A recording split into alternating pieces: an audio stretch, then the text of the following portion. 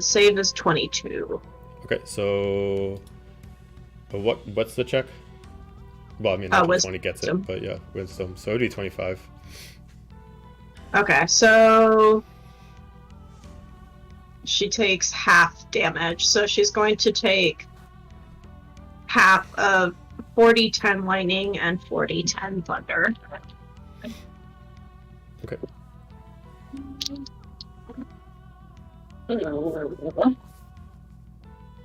That was the wrong dice to choose for this. I cannot read that number.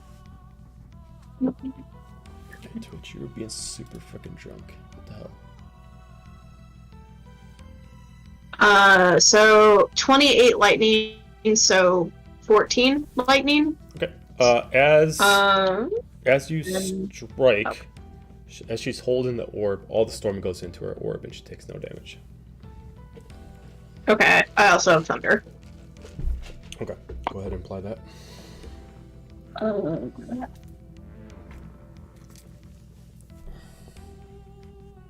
I can math. 20, so 10 thunder. Okay, so she takes 10 points of damage. Okay. And then I'm going to risk being attacked, and I'm going to fly back in front of Hades. Okay.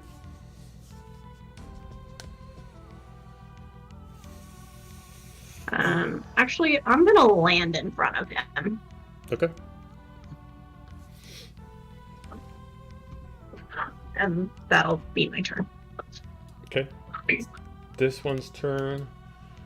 She's gonna see what's going on. She's gonna immediately. Let's see how far. 5, 10, 15, 20, 20. Yeah, she can do it. Okay, so she's gonna move up here. And she's gonna pull out a short bow and she's gonna aim at Gaju. Okay. 21 to hit. That hits. Okay. 12 points of piercing damage. And that's her turn. We're going to go up to the first two.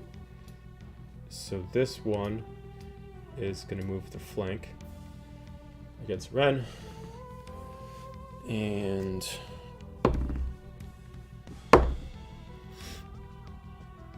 Uh, 19 to hit. I'm still shielded. My AC is currently 23. Okay. Offhand. 26 to hit. That hits me. 10 points against with the dagger.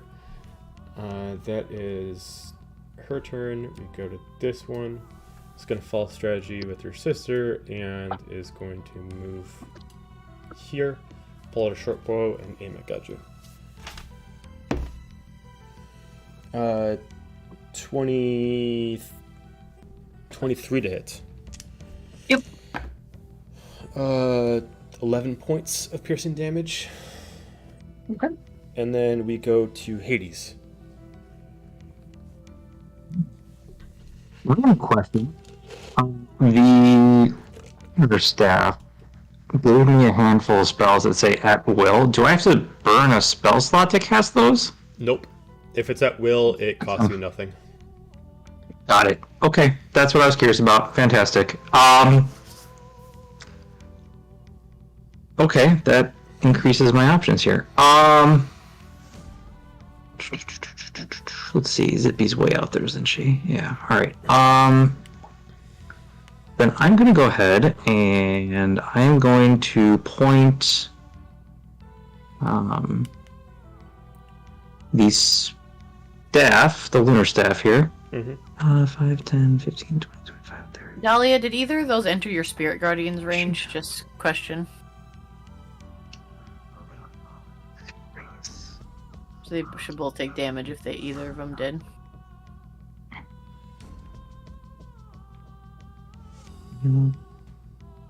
Let's see. My shit is so slow. Hold on. Fucking ruler it, bitch. Okay. Okay. Can I get a 60-foot radius square where that hit if I aimed at her here? 60 radius. Yeah. They're just out of range.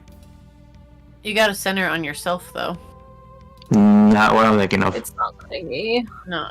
They're 20. That one is 20 foot away from you exactly. What's your radius on your spirit guardians? 15. It's Oh, 15. okay. Yep, you're right. Holy crap! Hey, can How many we closer after pitches? that Well, oh, God. What? 5, 10, 15, 20, 25. So I guess maybe hit the wall.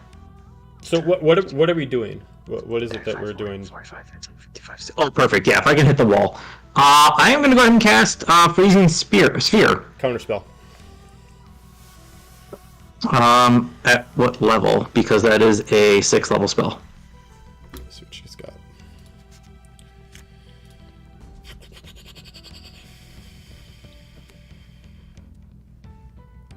She is casting it at 4th level. So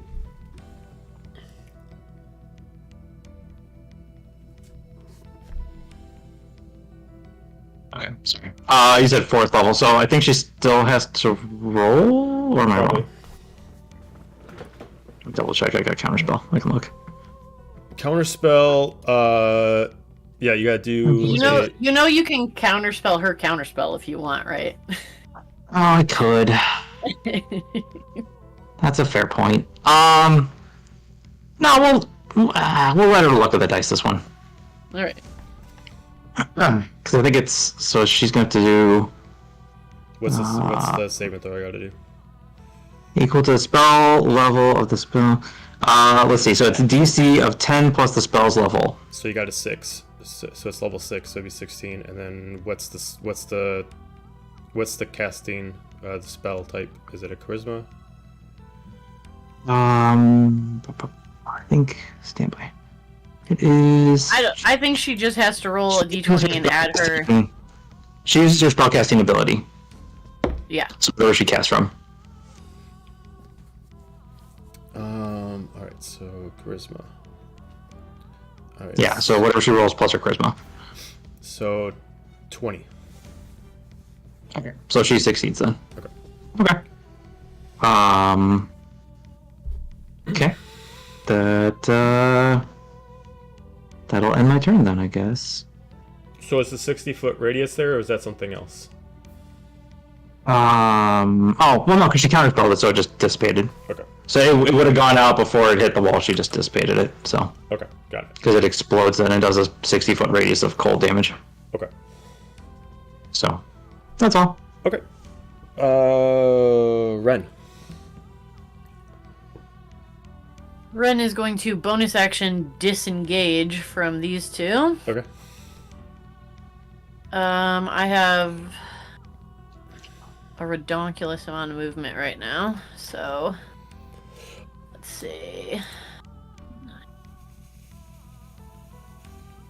I'm gonna go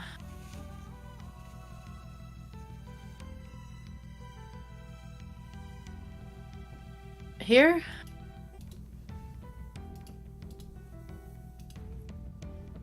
And from behind cover, I'm gonna fire at her. Am I still at disadvantage for shots at her? Pull out my bow. No, you're not disadvantaged anymore. That was just for that turn. Okay. I just drop my sword and it evaporates into my shadow and pull my bow out. And that's gonna be a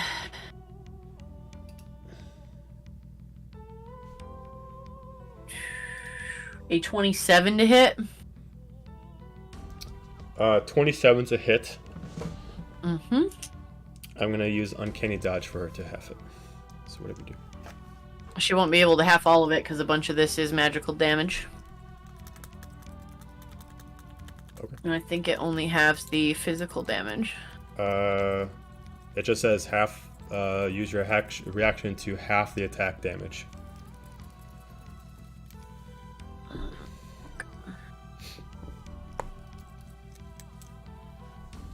Alright, well, I will hit her with this here.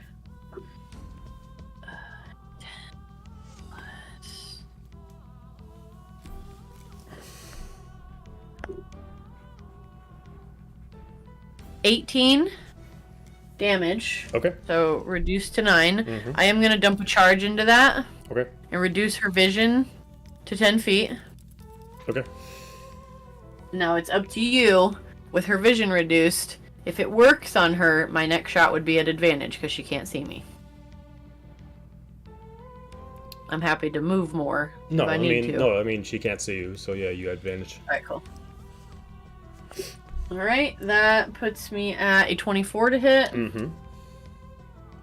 Amazing. 10.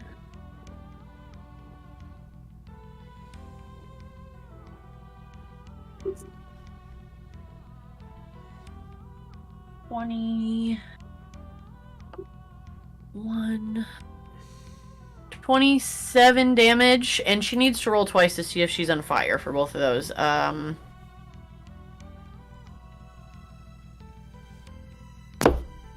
What's the saving throw? DC 15 wisdom save twice.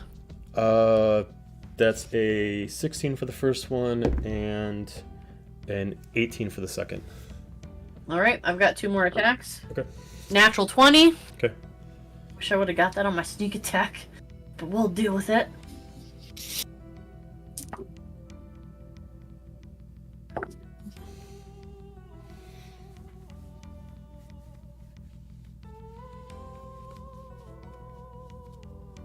One.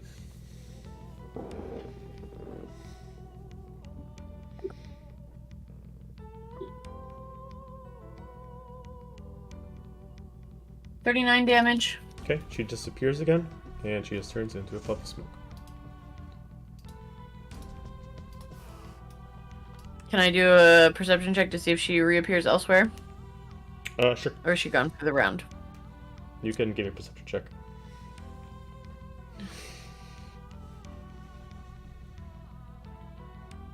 24. Okay, you do not see her anywhere else, and it doesn't necessarily look like it's the same thing that she did before when she disappeared. Her gauntlet, her wristlet does not illuminate.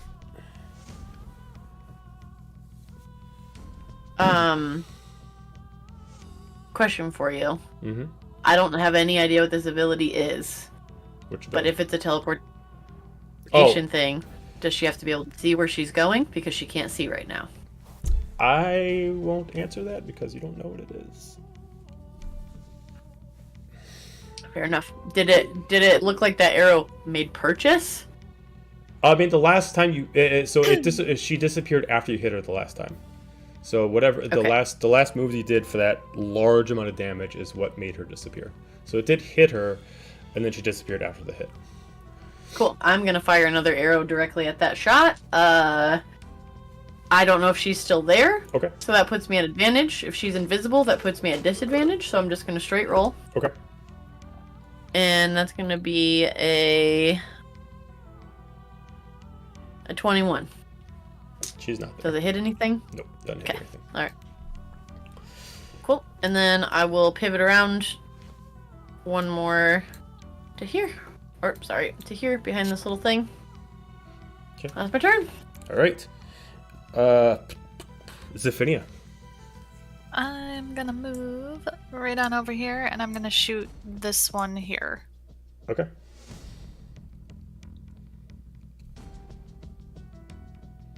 I'm gonna use a lucky and reroll it. Okay.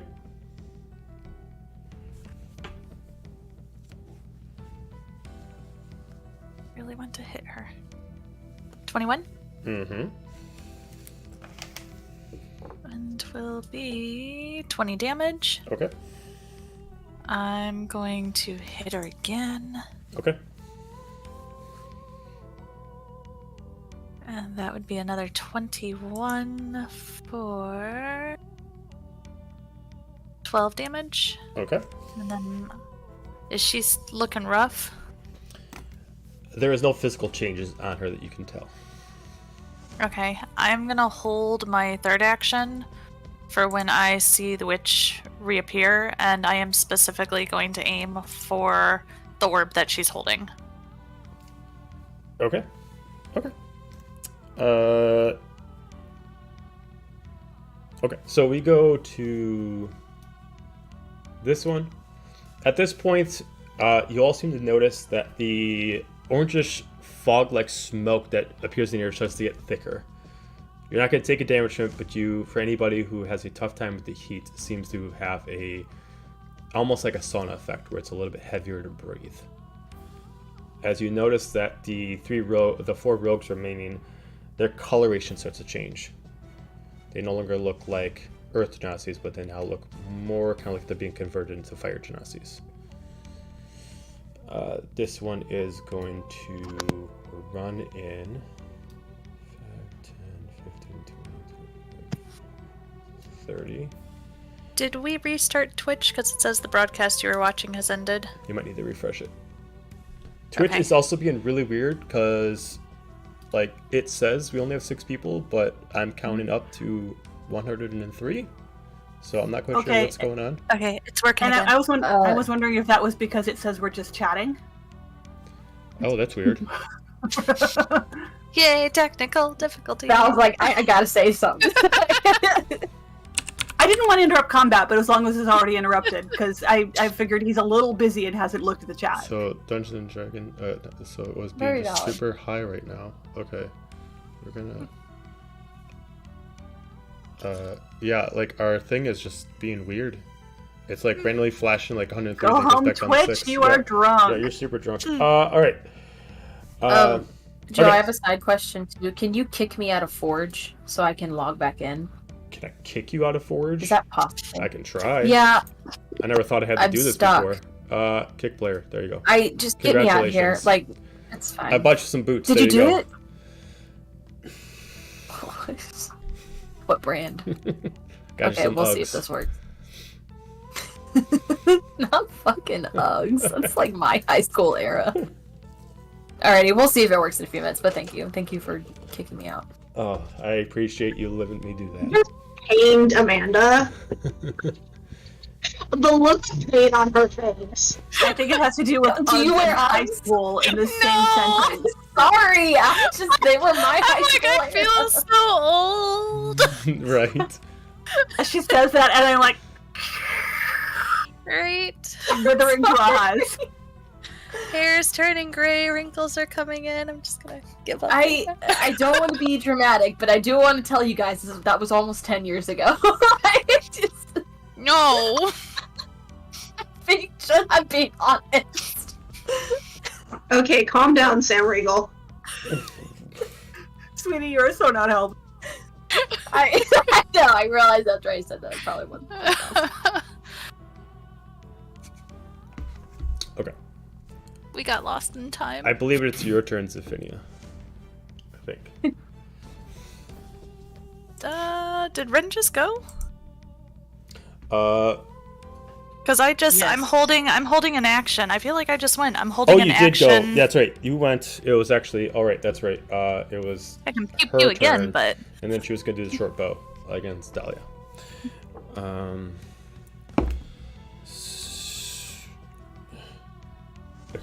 Okay. 16 to hit.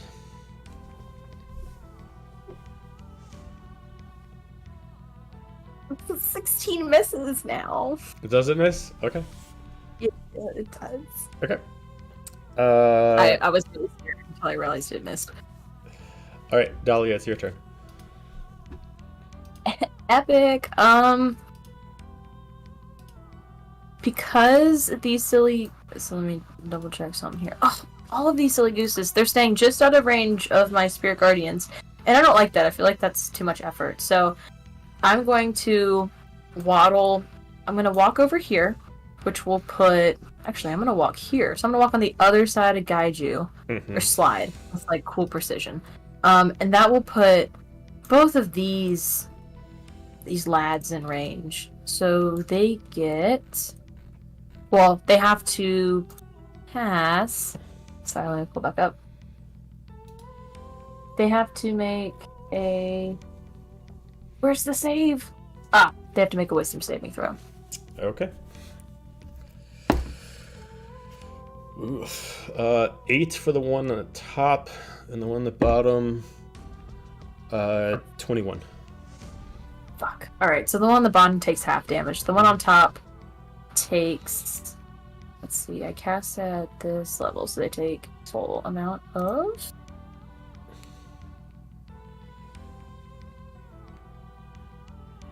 Ugh, well that was pathetic. So they get 14 damage, half to 7. Okay. And so then I'm gonna walk a little this way, the rest of my movement, and get this bad bitch over here too. So they have to also make a wisdom saving throw. Okay. I love this spell. You cast it and you just walk around. 8. And you just decimate them. Alrighty, cool. They will get their own damage. Actually, no, yes. That's how it works. You're just pulling they a shadow get- heart right now. 17 radiant damage. I fucking am. I'm proud of it. I'm proud of it. I'll do it again. I love that for you. Thank you. I learned it from Shadowheart. So, okay. And Witch Lady is nowhere to be found. Is this correct? Yeah, you don't know where she is, or even she's even there. How are my friends looking? I'm just looking Does fine. 'Cause I haven't anyone done need too much healing? damage to you. I'm solid. You know that. I'm very low. You're low. I'm fine. Heal him. Okay. Get low. Get Yeah, low. you know that All Ren right. has a healing amulet, so if they don't take damage in a round, they heal 20 HP at the start of their turn. So I'll just they feed them to pretty the much- wolves every fight from now on. Yeah. They're probably good. Alrighty. I'm going to cure wounds the lad. Let me see if it fucking does advantage this time. Ooh-wee. You get 24 healing from that one. And then, are you still feeling low? Are you still like not feeling low? I am almost exactly half health. Cool. We're gonna just sprinkle a little more Just a little here. sprinkle. We're so- I still look like I fell on my keys. For... Did I click the wrong one? No, I swear to God I clicked this. I'm so sorry. I clicked the wrong spell. Ignore that one. It's not rolling it with advantage. So let me do it one more time. I get advantage, thanks to this really sick necklace of healing. Okay, fine. Yeah, so then you get 12 healing on top of that. And I'm just gonna shout and be like, Ren, you said we were going to the Soaring Flame. This is not the Soaring Flame. I'm a little disappointed in you. That's my turn. I'm not mad. I'm just disappointed. Not bad, I'm just disappointed. It's even You're worse. right. It's all Ren's fault. All right. All right. So, as the fumes start to turn a little bit warmer, at this point it's about like 100 plus degrees in the room. Ugh. And you start to notice the torches on the side start to flicker as there's a little bit of wind starts to come through. And the 4 Genasis now are fire Genasis, and their blades turn to flames. We go to Gaju. Okay.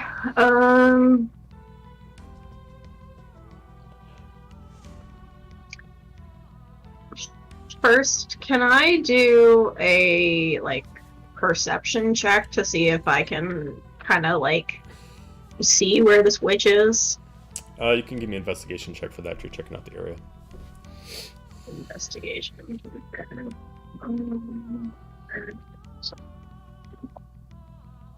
No. Yeah, that's a 6. So never mind. Yeah. In that case, I have 2 small little baddies off to my left.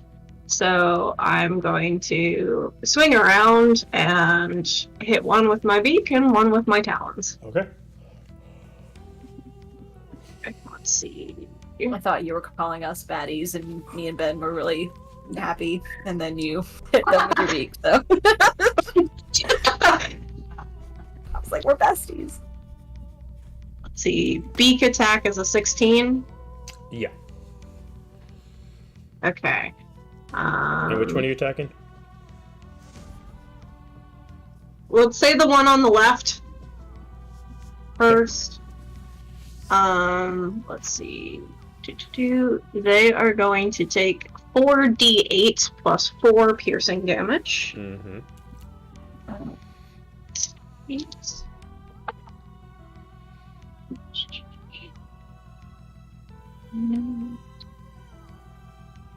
22 damage. Okay. This one disappears in a cloud of smoke. Okay. And then the other one, I'm going to hit with my talons. That's going to be a 19 to hit. 19's a hit. Okay, and they are going to take 4d6 plus 4 damage. Okay.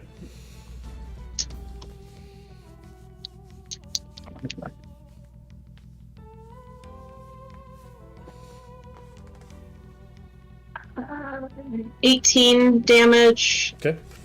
And they need to make a dexterity saving throw.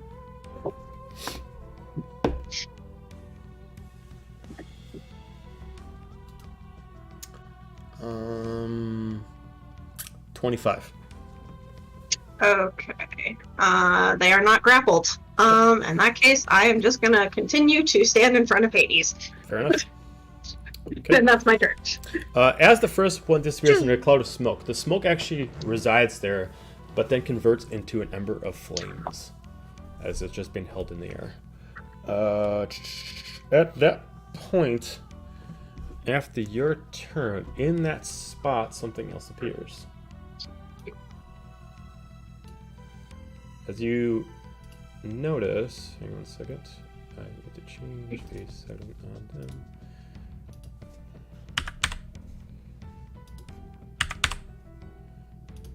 As you immediately notice that the embers himself put themselves into a shape of a humanoid man roughly about 9 feet in height, mostly made out of pure fire.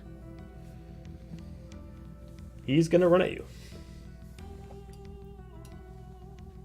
And he is going to try to punch you straight in the face. Don't hit the beak, then. He's gonna go straight for the beak. Rude. I mean, that's gonna hurt him more than it's gonna hurt me, but okay. 21 to hit. That hits. Okay. Wrong dice. That's for the work. I need... Where the hell are you? So much dice! Alright, so you take 11 points of bludgeoning damage and 10 points of fire damage. Okay. I am not immune to fire in this form, so I will be taking that. Okay. Offhand, he's going to do the same thing. 6 points of bludgeoning damage and 9 points of fire damage. Sorry, 6 and 9? Correct. Okay. And then he's going to do his extra attack. No, that's not what I want to do. Don't you point at me. 23 to hit. Who's he hitting? Me? Yep. Okay. Yeah.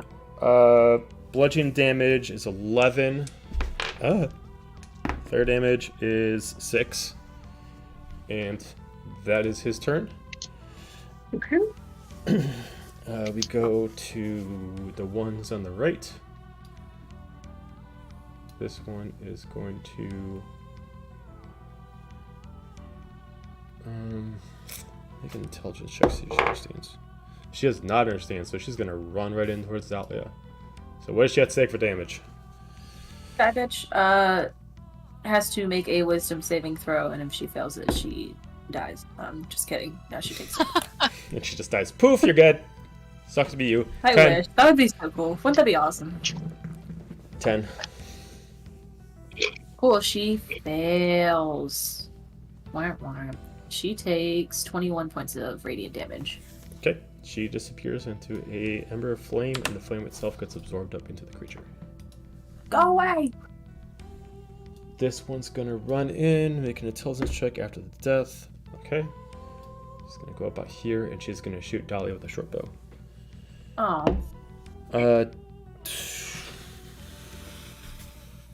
26 to hit. Yeah, that is.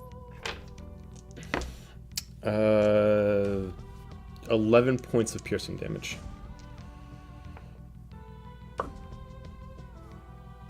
And then at the top of the round with this last one is going in to move up the extra 5 feet. Does that put it in your range, Dahlia? Who moved where? This one moved here. Moved up an extra 5 feet. Does that put in the range of your guardians? Oh, you're just out of range, you bitch. Okay. I'm coming for you. Yeah. She's gonna attack Gaju with the daggers. 22 to hit. For 5 damage, and then offhand 24 to hit with 10 damage. Hades. You're muted. I'm gonna use a reaction of Thunder Flash. Mm-hmm. She hit me with metal weapons, so she's Yep. gonna take 1d6 lightning, 1d6 thunder, and make Got it. a charisma 14 saving throw. That's a 4. Okay, so she's stunned until for the rest of her turn. Okay, and then go ahead and do that damage. That is 6 and 6. 6 and 6. That puts her out. Okay. So Hades. Alright. So we are gonna go ahead and just that really quick. Okay. So we're gonna go ahead and shift 5, 10, You're gonna what? 15. Shift. Sorry, shift. Oh, okay, gotcha. 5, 10, 15, 20. Poop I heard it myself. too, Joe. I'm gonna You're poop not alone. myself. What is up with my mic lately? It is not picking me up well. Alright, we're gonna go to there, and then I am gonna go ahead and cast Cone of Cold, which is a 60-foot cone from me. So I would like to point it in a downward fashion. Oh, that's not the one I want. I feel That's like you good. need to be going like breaker, Something- breaker, one break, or breaker, one niner kind of I thing. just like first to start talking. I don't know. But yeah, so if I can shoot it down this way, if you can see, Joe. Shoot it my downwind. Yeah, away from Gaiju, but down in that direction, and Okay. try to clip that dude. Sure. So he needs to make a Constitution saving throw. DC 17. Okay, what is this con save throw? Okay. That's unfortunately 16. Yes.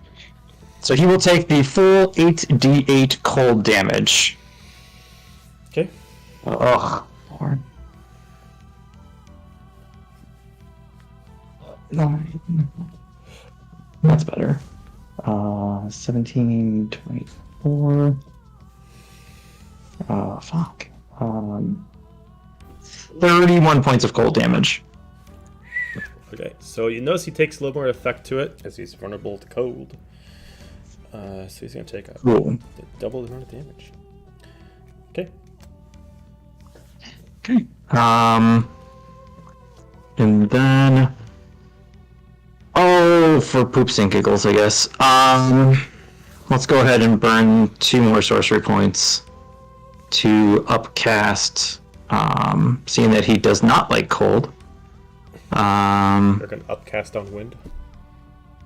Yes, I'm gonna cast fart. I'm gonna cast Ray of Frost. Why are we? Fart We're so is some flatulent serious poison today, damage, like-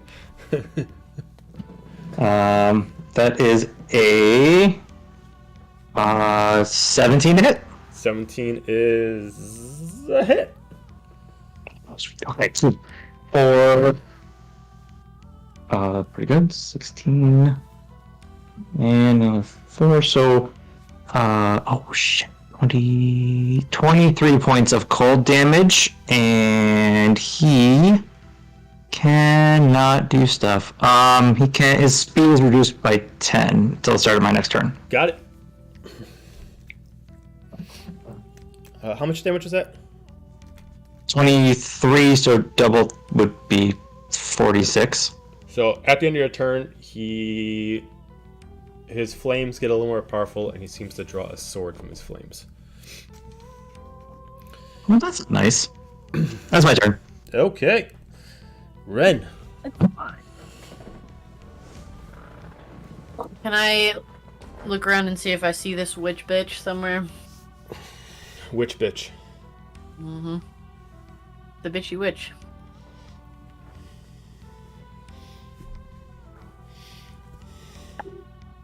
What do you want? Perception, investigation? You're gonna look around for an investigation, please. Okie dokie. 23. You do not see her, but you see something else that seems to be moving like a shadow within the flame itself. Looks like her, but it's a different form. As you see someone standing over here in the smog. Does it look like her as a fire genasi? It's hard to tell. Based off the clothing, she would have had to make a drastic change to her outfit if it was her. It's alright. I can get a lot closer to find out. Okay, yeah, sure. In fact, I can get right up on, so What is your elf As IC? as I rush forward, let's see. Do I want a bonus action disengage so this MF doesn't get in my way? I sure do. I'm gonna stow my bow, and as I run, I'm going to manifest my shadow weapon. Get up to her. Now that I'm in her face, does it look like the same person? Does not. This person looks like what seems like a drow with flame tattoos. Neat. Neat. All right. He is let's holding attack. an orb, though. It is a different coloration. It is crimson. I'm gonna aim for that orb. Okay. We're gonna. Why not try a good thing twice? We're going to.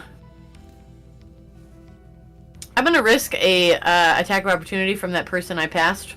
Skip. So feel free to make that if you want. Sure. Because I'm gonna use my bonus action to flurry of blows That'll on miss. this person. Okay. That's gonna be for my first flurry of blows hit. It'll be a 19. 19's a hit. I'm gonna do something fun, which I haven't had an opportunity to use yet. I'm gonna manifest my racial trait that allows me to add plague to my unarmed attacks. Okay. And so I will deal an additional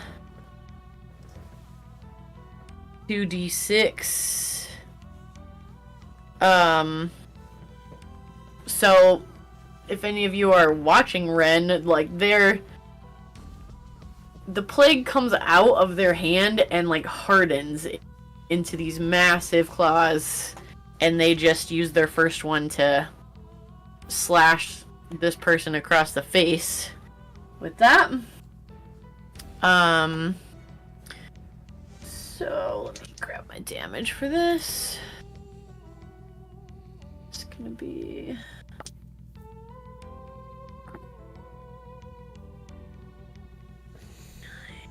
12 slashing damage. Okay. Stunning strike. Okay. DC 15 con, I think it was. 18. All right.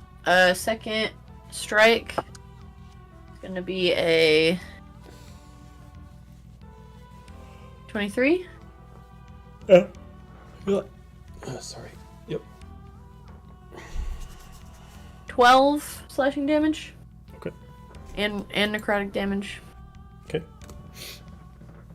Then we're going to move on to regular attacks. That Shadow Rapier is going to lash out at her. I'm going to try to hit the orb for this I'm going to first say attack. as a reaction, she's going to clench the orb, and the creature itself is going to make a legendary reaction to spawn to it. Spawn to the orb? Yep. Alright. Yep. Okay. Cool. And I will I'm going to try to hit her hand or the orb, whatever I can hit in that situation. Okay.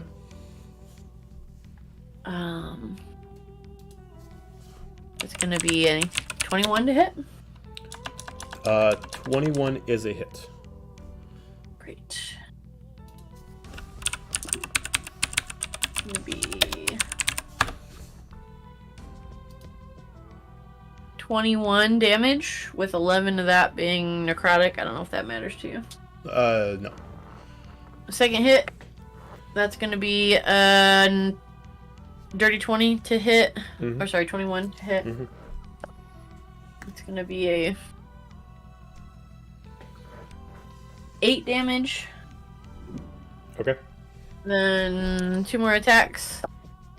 15 to hit. 15 is a hit. Okay. That's gonna be 11 damage. Okay. And then last attack is natural 19 for a 27. Okay. Rolled 12 on that d12. Let's see. 23 damage on that hit. Okay. She disappears in a puff of smoke. I'm just gonna spin around and call out, you can keep sending them out and they will keep dying. Or we can talk about this. Game persuasion check. Or an intimidation, depending on how you want to do this. I'm here for it.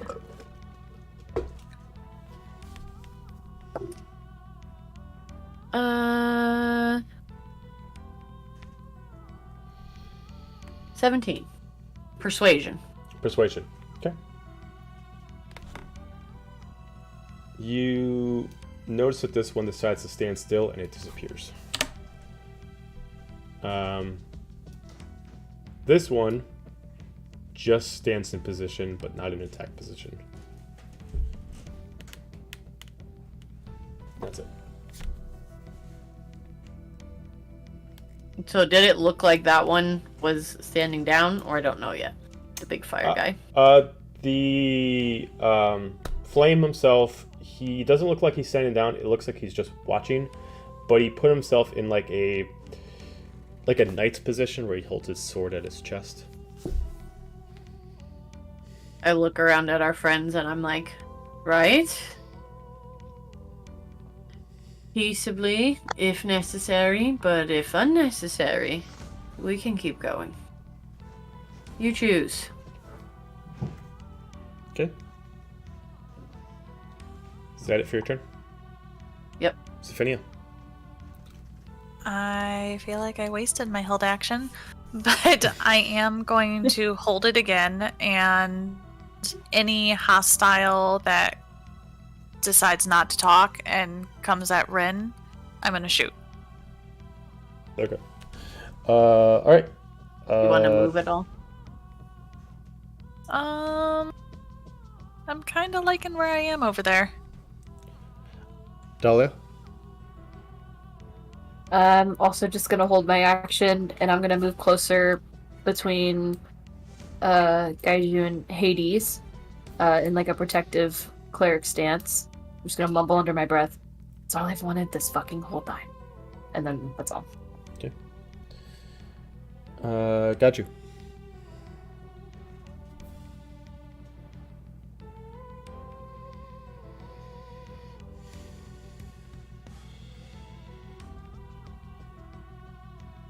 Oh, there goes literally all of my plans for this turn. Oh. I just want to kill things. Fuck! Right. I mean, we're here. I Stab him have in my his spell stupid slot. face. Oh, let's fucking go. Make one wrong move.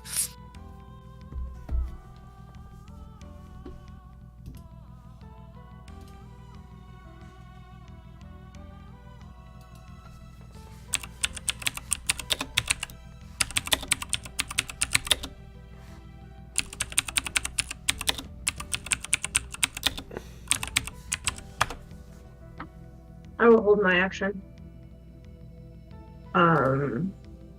For any kind of word from the Genasi.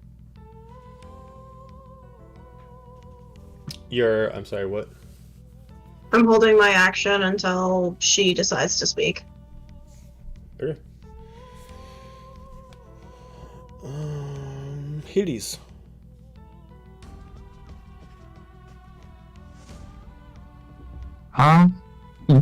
Cool.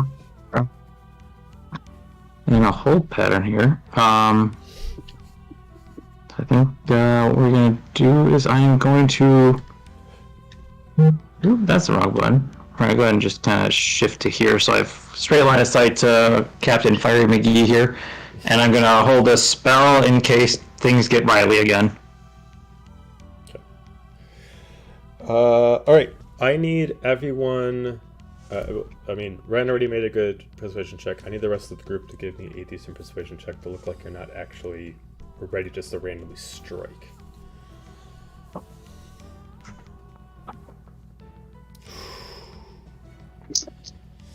It's lucky point. 24. What was that? 20. 24. 24, 20, 18. 18. That was not very much. It was a 6. Luckily, everybody else got a good one. At this point, when it goes back around to Ren's turn, Flame Spirit disappears as immediately you just hear very loudly around you, Elise, Emiria, stand down. They mean us no harm. As immediately the fog starts to clear. Combat is done. As you start to see your way through the fog, as you start to find out that you are surrounded by 50 plus people, all wearing very formal, elegant armoires. You're inside the mansion itself, what looks like in a dining hall of sorts. Stand there as they're all watching you, some of them drinking champagne, some of them just kind of like whispering sweet gossip to each other. Some of them maybe taking notes on the fight. As you notice the two that you were fighting against are standing back, holding their orbs in their hand. As they just step back, they look undamaged. If you're proficient with Arcana check, you could give me an Arcana check. Otherwise, that's all I can give you for this.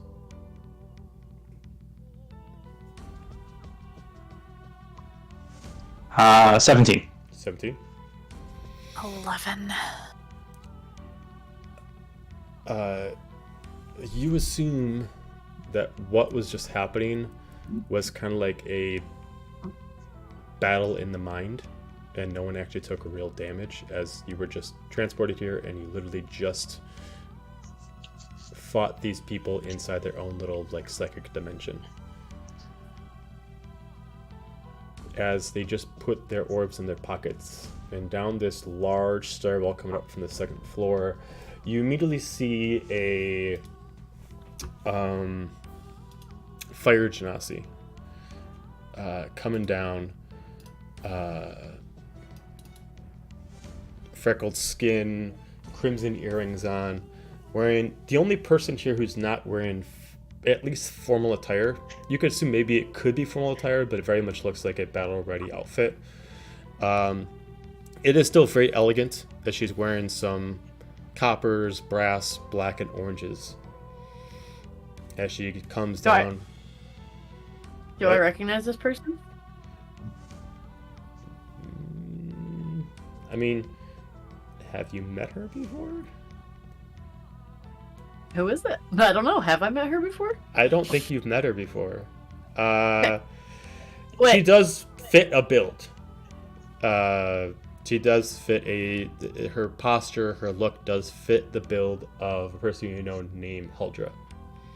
No, I've met Heldra. We've been in person. I've looked through her spell book without her knowing. Have you met in person? Thought you only went through Yes. V.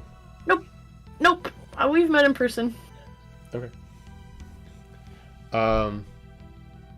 As she walks down with what looks like a fur over jacket on and long drapes, she stepping down the steps calmly as she's just going through this what looks like black inked book that looks like it just has writing that's made out of flames in it that you can kind of see glowing of text against her skin. As she really I look closes up at her and I just go, "Sorry, I'm late." You're very late. She immediately clasps the book. Everybody, back on with the presentation. We can't let anyone know what we're doing. Back on with your business.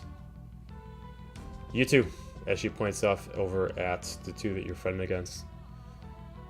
What is the meaning of this? They were intruding. They were sneaking around. We didn't know who they were. She looks at all of you. Is this true? Front door. I mean, we were trying to be discreet because I overheard some of your guests talking about trying to maintain cover. But they didn't really ask questions, and when I intimated who we were, they didn't seem to care very much. Well, it's not their job to ask questions, but only to protect our well-being here. Either way.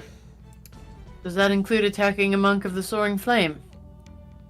I point to my uniform. They immediately look at you and they look at her.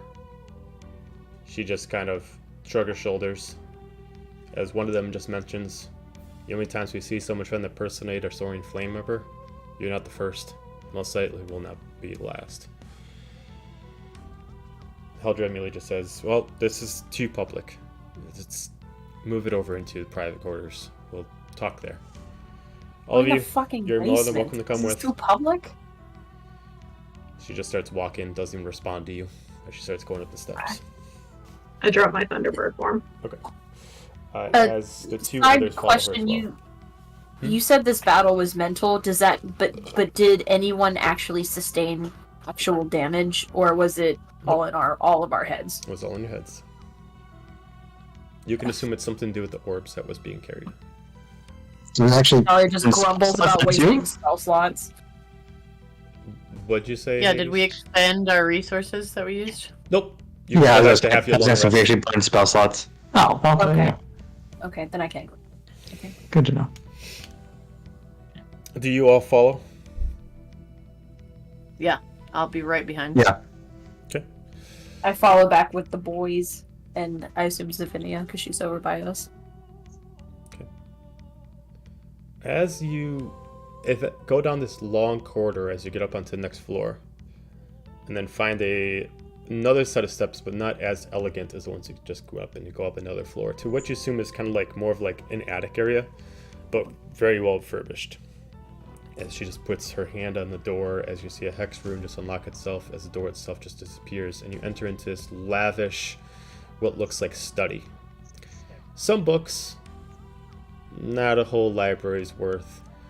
Long rugs, very ordained, in a lot of what looks like purposely kind of having that rustic kind of fireplace vibe, as there's just a lot of really traditional themes here.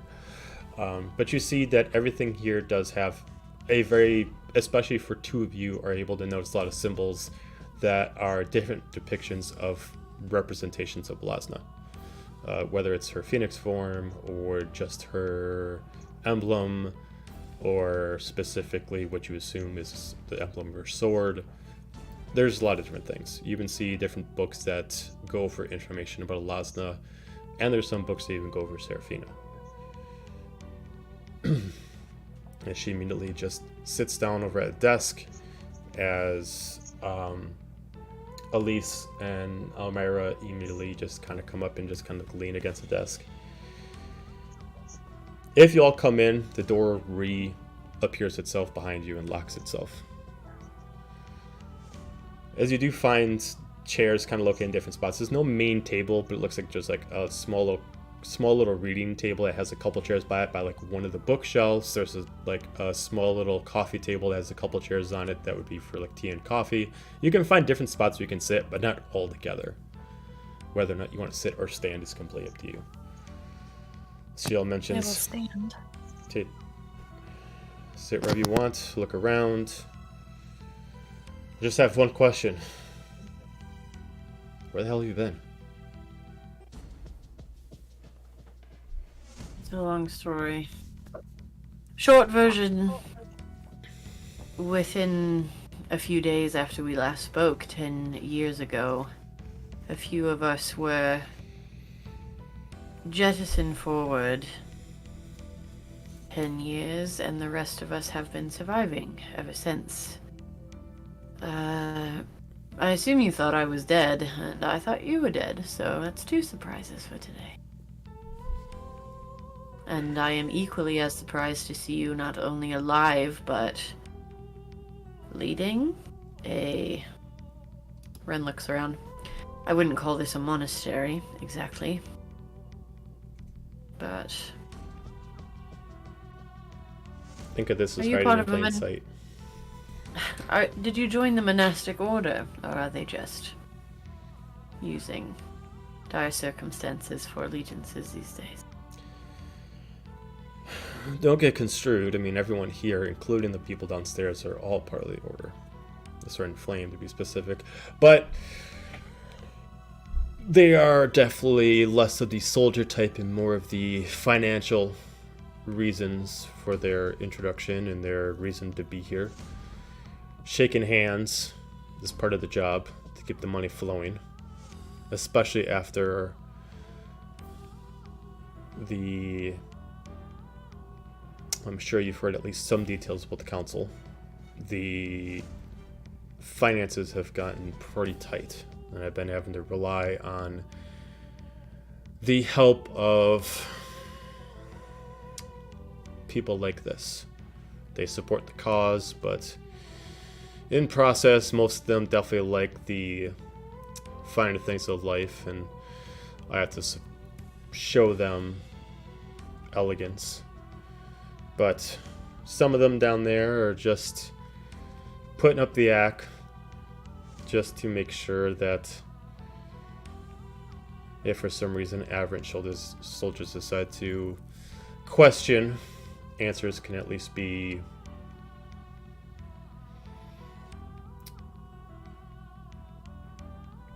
given no reason to investigate.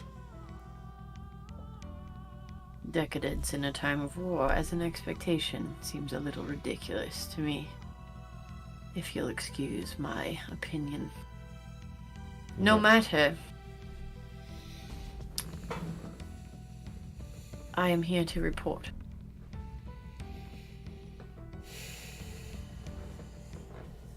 Well, I a lot did- has changed. I did find out that you were exorcised from the council quite quickly.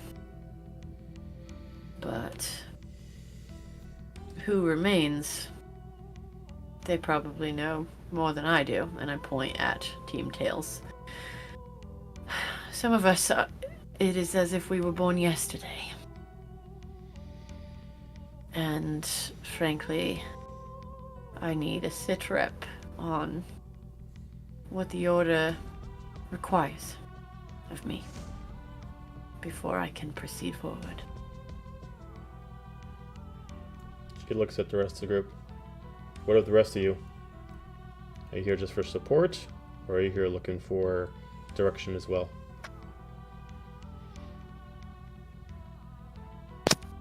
I'm just here. Trying to find out where in time we are. What's our place? As you see Elmira, the drow, as you see this drow with a long draped dress, a lot of flame decals and tattoos all over. She starts walking over as she pulls out a book that is still being written off the shelf and kind of puts it in front of you. As she opens up halfway, as you can see that whoever's currently writing this, or who's taking a break from writing it, has spent 300 pages only covering 1 year of time, and you can assume it's chronologically logging what's going on with the realm right now. As she just mentions, if you're curious about the state, not good. In a time where the sword and flame is needed most, everyone's just getting stronger and we're getting weaker.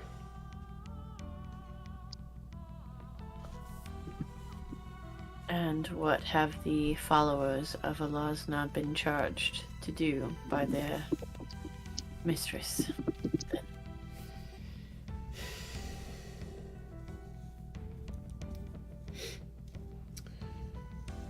Heldra steps up, leans up on her desk, one palm, just kind of reaches up forward.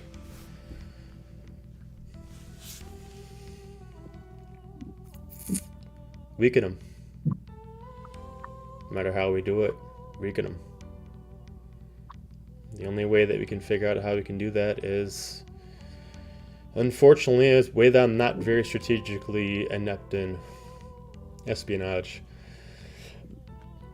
These holds, nests, whatever you want to call them, are sprouting up all over. As far as we know, that's how they're constantly keeping their soldiers supplied, and how they're allowing their soldiers to survive longer, and how they're able to get more soldiers, and whatever other devious and evil things they're doing in there. We've been slowly but surely trying to destroy them, but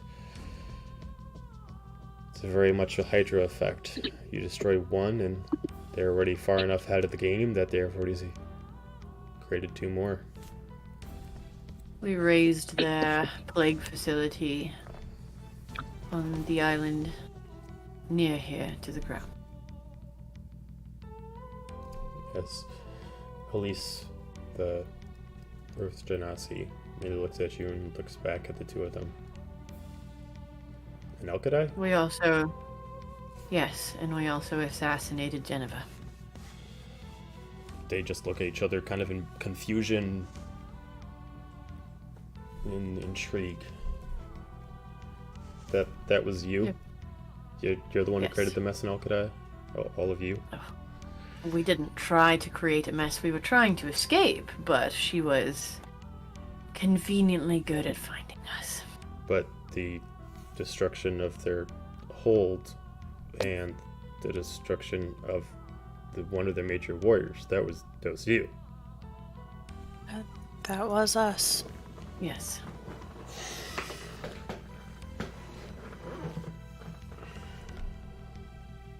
This is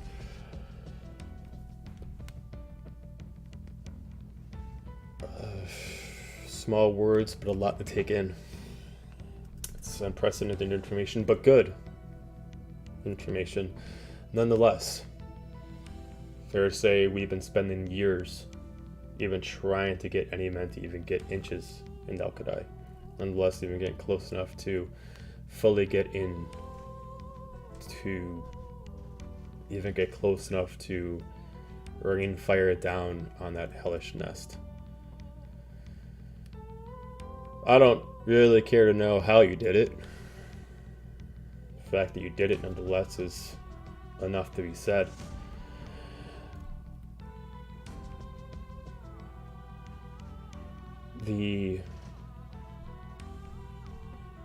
Were you able to save anyone?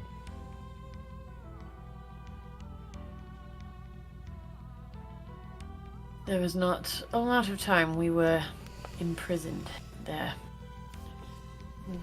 When we disappeared 10 years ago, we were within what later became the facility. So when we reappeared, imagine our shock when it was inside of a new aberrant plague facility. So we did what we could to escape and not leave anything behind for them to recover. I was there for information and to make it out alive. Only then, during that time, did we learn that it was 10 years later, and that we had missed a massive shift in the world.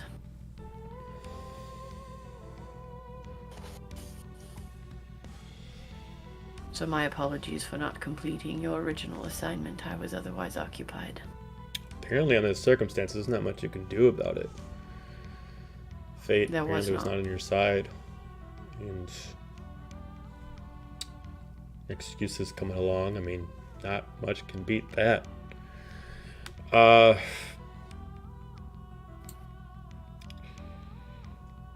to say, a lot to take in. But I guess I must ask, I know your allegiance and your readiness, but your team, your group, your allies, is this your fight or not? I don't want to pull you in something that's you're not going to want to be part of. I'll be honest with you, we did not come here on their behalf. They came on mine. They know that my allegiance to the Soaring Flame is paramount. And so they have chosen to accompany me here to find direction, because as you imagine, 10 years with no information and no direction and no leadership and no clue as to what the Order was working on. Well, every single mission I was assigned is over now. And I do not know what I want, and I cannot speak for any of them, although there are those among us who follow Alazna, but that does not mean that they want to be involved in the war. But I think they expect me to know either way. So here I am, to decide what to do next.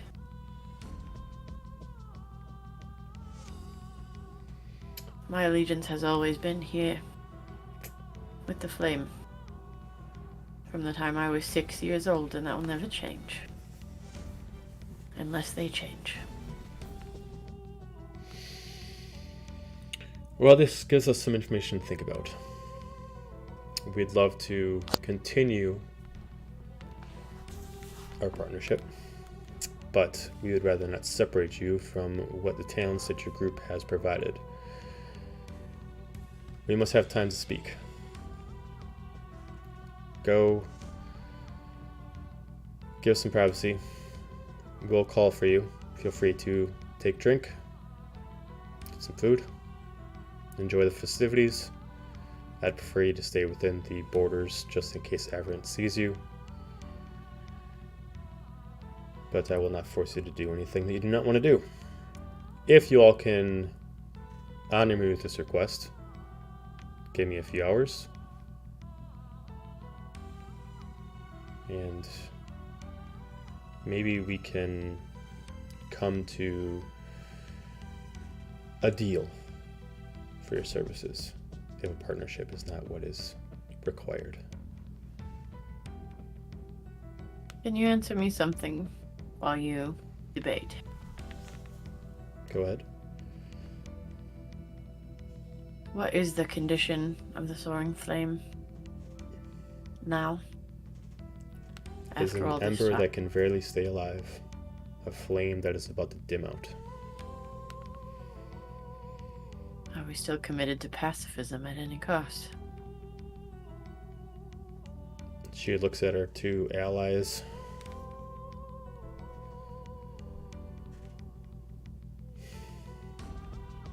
I wish I could, but I believe pacifism is what created us a problem to begin with. Ren nods. Well, at least we're on the same page about one. I'm glad to agree. Go. Give us a bit of time. Enjoy yourselves. Don't let the day stress you. I'm sorry. Time for what exactly? I just like peek back from the back corner. Time to discuss. If by a chance you want to leave, no one's going to stop you. I apologize for the endeavors that have happened, but if you feel this is not for you and you want to walk away, by all intents and purposes, go.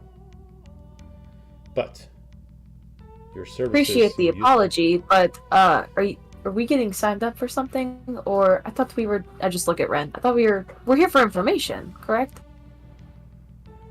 I'm here for direction. You're here to see if I... What was it that you said to Hades? To see if Being a I friend. prefer to be a team player or not. And I'm trying to decide that answer for you right now. Well, Did I say that in front of Ren? I think I said that not in front of Ren. Where was Bird? Bird's always everywhere. Treya. Punch Treya. No, I'm just playing. Well, Treya, we got some words when I get back. The bird was with Treya. Oh, was it? Yeah, it was. I'm just gonna give them an eye. While what we're is it that you're discussing planning? things, have you heard anything about Severus Toll? She just gives like the biggest stink eye.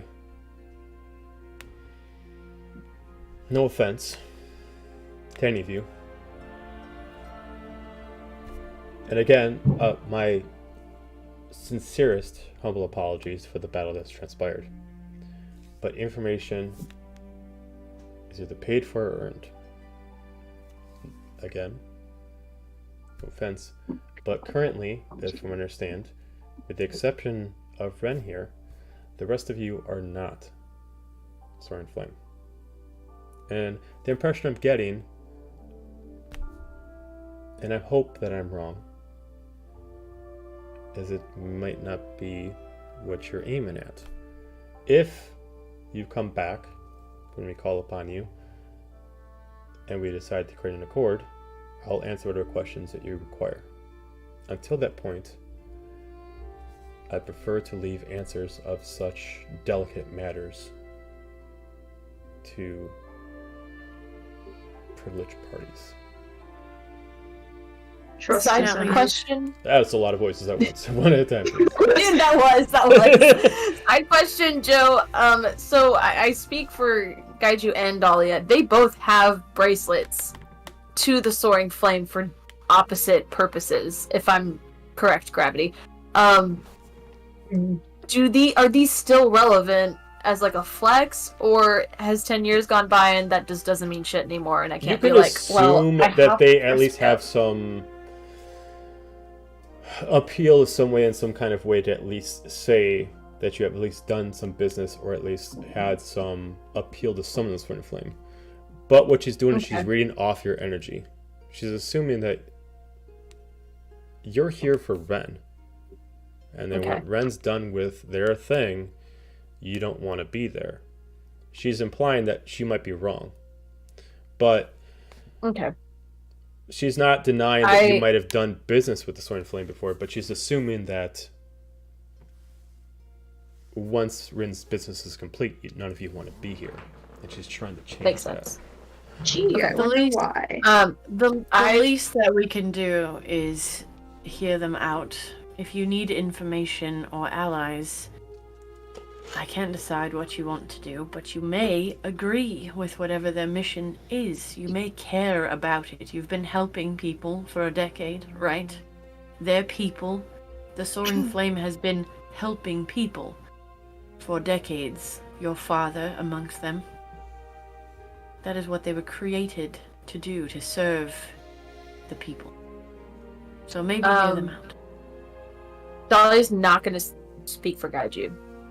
But you're gonna see her cross her arms, and when she does, she purposefully does it in a way that the exposed arm like shows the wristband, if that means anything.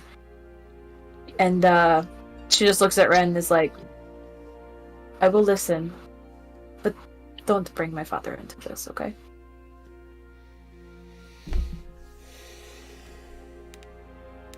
I hope that you return when we call upon you, but I please allow us to discuss. Gaiju, did you want to say something? I leave. Okay. What about the rest of you? Tiffany I'll is gonna stay. leave. Go ahead. Zephania? No, I'm just gonna stay Okay. for now. I think they Can were we were establish- they are excusing we- us? Yeah, we're They're excusing from the excusing room. you. They want to speak in private to discuss, since Okay. you guys have not made, with the exception of, since Ren's attached to the group, under normal circumstances they bring the attention to Ren, but in this case they want you all to exit due to the fact that they have not made a deal with you yet. Whether or not that's a deal of money, a deal of something, or if you just want to rejoin the Serene Flame and do it for the cause. They're trying to find out a way that allows you to stay there, and what would be the deal for you to do it. With that, they're kind of asking you politely to leave, and then hopefully when they call upon you in a few hours, you will return to discuss a deal. But they wanted us to stay in the building. They right? want you. They asked you to stay in the building, but they will not stop you from leaving. Okay. And I'll stay in the building, but I'll walk out with the rest. Okay. I'll stay back with whoever is the last to leave. Okay. Not like behind me, but like with them. But yeah. Me. Okay. Then I'll stick around you. As you So before you guys go upstairs, you notice Apollo is locked up by the books. you're He's staring at the books. He is staring, but like 1,000-mile staring. okay. Hey, Apollo or He's not Hades? recognizing Hades. We'll say Hades right now, but yes. Oh, okay. I noticed the word play here. A little influence there, perhaps. Mhm. He's just not. It appears that he's not registering anything that was just said, and he is just like 1,000-mile staring, where like the corner of his eye is catching a mirror. Mm. Okay. Ren, were you gonna say something? What's wrong with Hades? Hades. Doesn't apply to just that slight word. I can't. I got this. Okay. She she walks behind him and like gently places a hand on each shoulder and is just like, Dara, is everything okay? For like a split second, he sits there and like his eyes kind of refocus for a second, and he's like, yeah, yeah, he spoke. Apollo? It wasn't much, but he spoke to me. Okay. Is everything okay? Does he want to talk, or do you both need your space? I don't know. He was here for a few minutes. We barely spoke. He kind of just showed up and started looking through my eyes and saw the books and spent a few minutes just kind of looking. I tried to talk to him, and he didn't really register that I was even there, but he was looking, and he said this is a nice collection, and then I got pulled out of it. Okay, progress. Maybe if we get him some books back on the ship, or if he wants to browse more, we can see if he wants to come back. I don't know. What do you think? We have books. We've had books. We've had things. It's never been a thing. I don't know. I'm just as confused in this as you are right now. What just happened here? I heard nothing. you know, lots of back and forth, a bit of mediating. If you both would like to continue to look at the books or go venture somewhere else in the mansion, we have permission to. So, let's not push it. Let's just, I guess, go to the rest of the mansion. We're not staying here, I suppose, but that's fine. Okay. We'll go elsewhere. Okay. Joe is. Sorry. Go ahead. Yeah, go ahead. Is Heldra still in the room? Yeah, I mean, Heldra, Amara, and Elise are still in the room. Is this the room they are going to have their meeting in, or do they want us? The highest room, like Okay. in the attic area, is where they are asking you to leave so they can have their private meeting. She's just gonna kind of look at Hades and turn around to them and just ask, you know, in a sign of good faith. There's a lot of trust going on. We're trying to catch up, trying to ascertain where we are in our life still. Anyway, we can at least look at that book, and I'm going to point to the one that's kind of writing within the last year, and catch up on at least some of what we missed.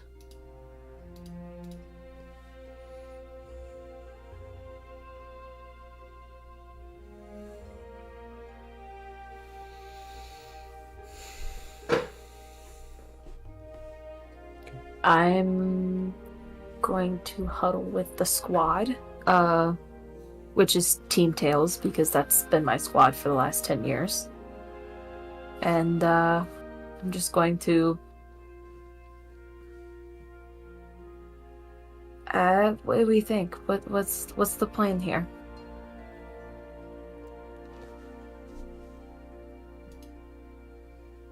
I guess again, what was said? I'm not really sure.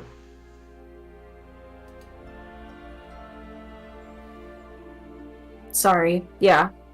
Right. I understand. I believe it's, information, but it seems a proposal for work.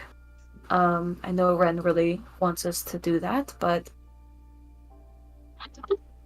I don't know. Just figured we'd talk about it, whatever proposal they have. Kajirakosh, you were listening, right? Yep. And?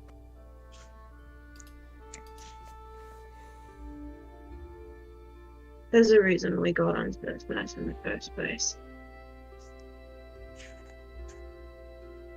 Constantly taking missions and doing jobs that we had no business doing. I will not be doing that again. No business doing because we weren't equipped for it, or no business doing because it just didn't align with us? Probably both. That's fair. Yes. Okay. We've done worse for less, I'm sure, whatever they're offering, and at least we could listen to them, hear them out. You two seem to have some affiliation with them at some point. It can't be that all that bad, right? It's been a while. I just don't... A lot has happened. Getting back involved with the war and the effort is... I understand where Ren is coming from, but they haven't seen what we've seen in 10 years. And I'm not quite sure how to explain that. So, Well, I am here for information, I understand that, but beyond that, well, Deer is not even here, so can we really make a team vote if Deer is not even here? Do we need to call Deer, or should I call Deer? it could not hurt, and perhaps while we wait for them to do whatever they're doing, take this opportunity to maybe tell everybody what has happened. I know we didn't want to shock them into what has happened and what we've done, but perhaps it is time to let them know. Ren seems to favor knowledge, and Perhaps we can give that to her. Okay. I will let Thera know. If you two want to catch the rest of them, I gestured to like 2 people, like over there in the room. Today, be my guest. And she slips off. Did they give Zephinia an answer about the book? Thank you. Oh no, I'm sorry. Oh no, that's okay. If we can take the book that's been writing for like the past year as like a good faith and let us read it. Oh, you're asking Heldra. Yes. Give me a persuasion check. Okay. Persuasion.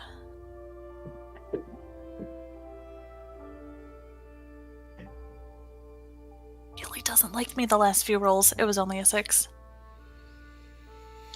Look at you. We can put it on the table when you return. But I prefer it to stay here.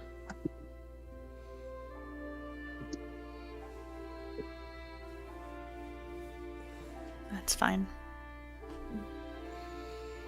I'm gonna walk towards the others. Okay. I don't know when it's going to be appropriate, but Ren, who has spent the majority of their life without, and Heldra, who also came from not money, as Ren knows, is like, can I do an insight check on Heldra to see if she's uncomfortable with the decadence that's here, or if it seems like she's cool with it?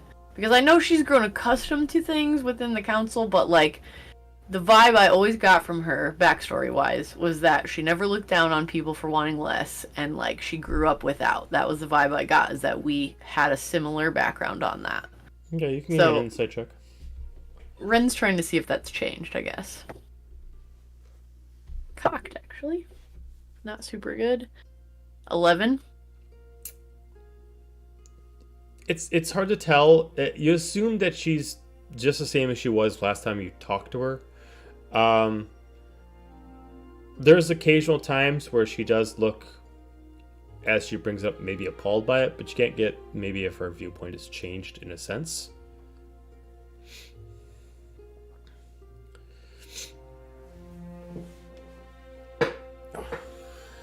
Ren really wants to vibe check this entire party.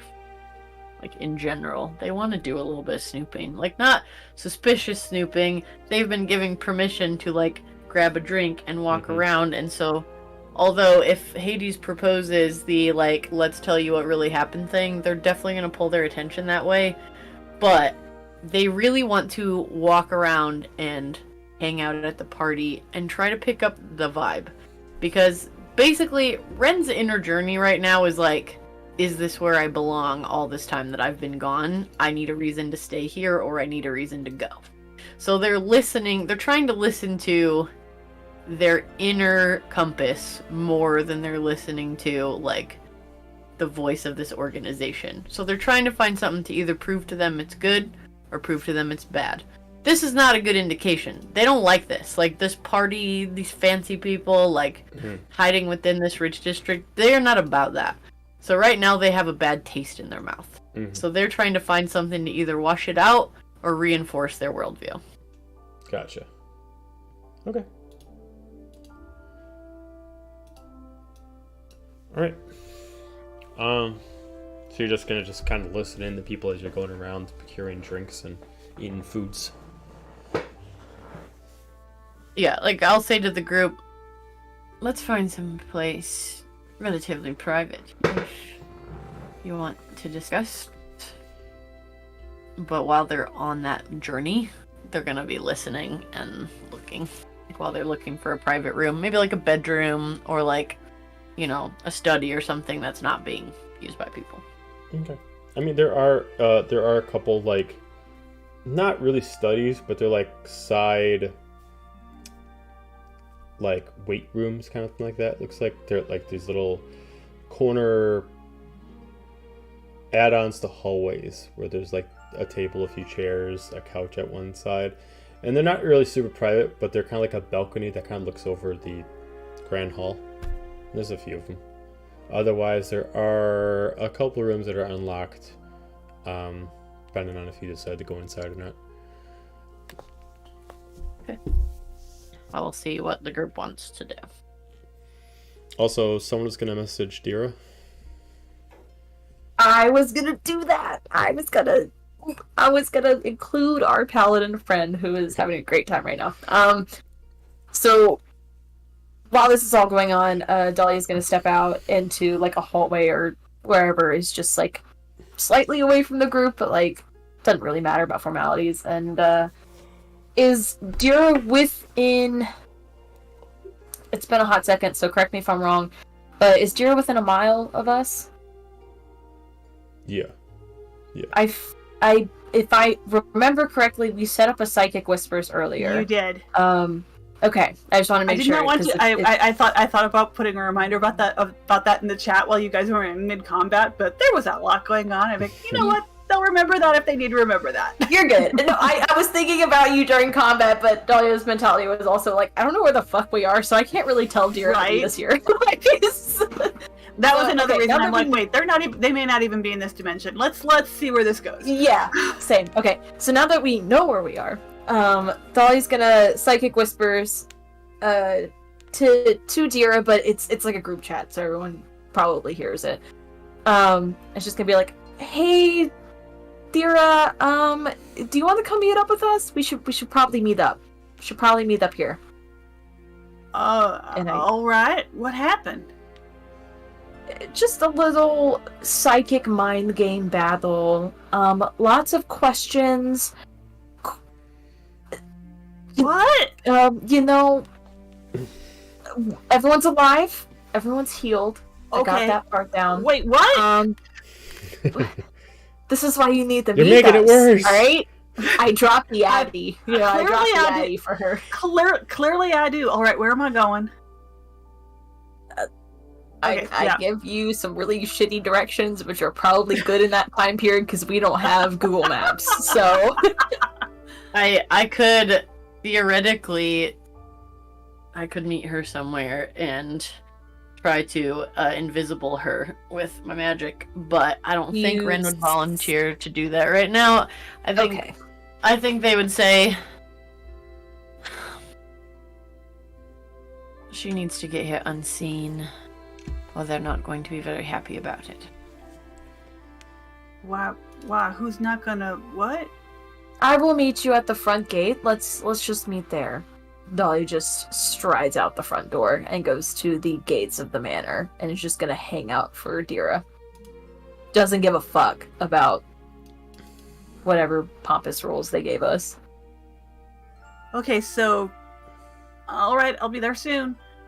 And so Dira turns to Cindy and said, I guess the group run into a bit of a pickle and I need to go meet them. So you gonna be all right here? Oh, do you need me to come with? Do they need my help too? They didn't say anything about it. Oh. So you got errands to do. Maybe I can come back and help you carry stuff when we're done with whatever it is. I really don't know. No rush. I mean, if they got something for you, by all means. We're almost done here anyway, so all right. Well, she should be back soon. You go. You got more important things. All right. To do. Well, and you tell him it was a pleasure to meet him if I do not see him again. Okay.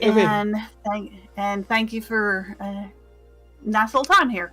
And she hangs up her apron and kind of cleans up as best she can. Okay. So she is, by the way, she has her armor underneath, just kind of a very basic shirt and, casual attire. I imagine she's gotten a bit of smudging, gotten quite sweaty and gotten smudges, and, she does not look, overly like, oh, shiny armor knight person, but she is wearing her armor underneath stuff. Gotcha. So just so you know what image she is presenting to the fancy snazzy party she's about to Sure. I love it. And I will attempt to follow the directions that I have been given. Okay.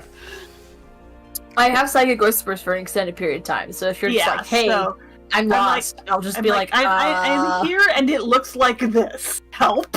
Yeah. Dolly's just chilling out by the front gate hedge area, like keeping an eye on the road for Dira. Okay. Like she's just like, I just want out of this house. I don't give a fuck about all these people. With the constant communication, you would have no time at all to get there. Alright. As you're able to make your way to what appears to be a very lavish house with a soiree of events going on inside. But you're able to make your way into the front door without any problem. She comes up to Dahlia. I thought you were going to monastery. Yes, we are there. Inside. Are you sure? All right. What? You said She something starts about... leading her in. I just follow Dahlia, very confused. Okay. So It don't make sense inside. I look at all the fancy people and I'm like kind of trying to like straighten my hair out and look at my smudges and just there's nothing I can do. So You look great. Don't worry about what they think. She just waves them off. it's that ain't necessarily my way. But you said something. Somebody, I think I heard Ren say something about me not being seen. It's fine. We have permission to be here. It's fine. She just waves her in. Yeah, Dira is just staring at everything and looking deeply uncomfortable. I'm living for it personally, but Dolly's just like not concerned. Where she 10 years ago probably would have been. And then, as long as there's no problems, we walk back inside and reconvene with the group. Okay. You're all reconvened within the party itself. Now it's up to you if you wanted to find that small little balcony spot to converse, or if you guys want to find a more private location to converse. While we were waiting for Dira to catch up with us, can I do that insight or perception check to try and catch the vibes of the patrons? Yeah, give me an insight check of the overall party and the members within. Okay. Oh, that's pretty good. I rolled a 16, so 19. 19. It's kind of a mixed bag. There are some people that live this life only, and they very much read off as they might not care about what they're supporting, but they're making their money back, so they're taking it as an investment, not as I don't care what it actually gets me, just as long as I get paid. Where the other half are the true investors, the ones that actually work hard for this, and they're kind of like the secret investors. You can definitely tell that there's certain people there, which are probably the ones that you were listening to when you're outside the actual house, that are the ones that don't advertise of where their money's going, and they're maybe sons and daughters of what you can assume are actually nobles of Averant, and they're taken there and they're using their family's wealth from Averant to actually supply the Soaring Flame. But that's what they use the money for. They don't use the money for lavishness, other than just to disguise, to show that thing. Very much like the Bruce Wayne Batman kind of like that, where they're using the richness as a disguise, not the other way around. And then, final question, do I know anyone here from any of the other couple Soaring Flame places I've been? No, you mostly met the soldiers and maybe a few nobles and senators that have passed by. And none of them really fit the build here. These are definitely ones that there might be a soldier here or there that are maybe just soldiers of nobles, and therefore they were invited to this. But you've never met them before. Yeah, this is not a temple or a monastery. There's nothing here that indicates to me that any of these people are following the way of the You can assume Flame. some of them are. You can tell that some of them are wearing the crest of whether it's a Soaring Flame or a Lasna's crest in general, and those are the ones that you can definitely tell based off conversation. really care and are trying to talk business about how they can make more money with their real job to try to support this. But then there's always the conversation with the people that are in here for the investment only, and they are trying to pull out because they're seeing that the Soaring Flame is a lost investment, trying to pull it out of the stock market before it goes flat.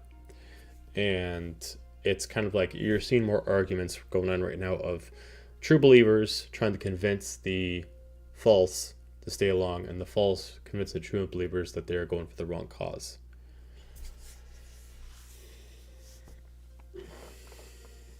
Politics at its finest. So then, what does everybody think about finding a place to chill? Want to find somewhere private to go? Just following Dahlia. I just assume this is decided before we get back, so whatever y'all go with. Yeah, does like Gaju or Hades say anything about talking or where they want to talk, or are they just being quiet?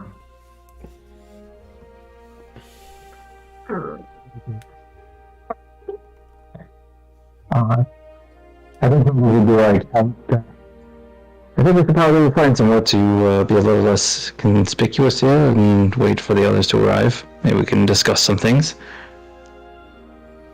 Agreed. Either way. We'll take one of those empty rooms I found with nothing in it. Okay. I'm gonna run a detect magic when I get in there, though.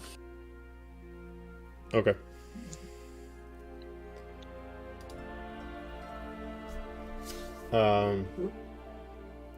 There's very little magic that enchants this house in general, and there's really nothing in the room that you go in that would set that detect magic really throws off. You might find like a vase itself that might just have like a, which you can assume is like a protection spell that maybe someone can put something that's enchanted or cursed in it. It might actually block the effect, but nothing really more than that. I'm kind of trying to pick up for clairvoyance for specifically like surveillance purposes. No, you don't register anything. Okay. I just look at Hades and go, it's quiet. Yeah, yes, it does appear to be quieter in here than anywhere else. I meant magically. No one's listening in here. Oh, well, that is a positive thing, I suppose. Let's wait for the others to arrive. And then we stroll in. I don't know. Whatever. Rolling in. Rolling. Alrighty.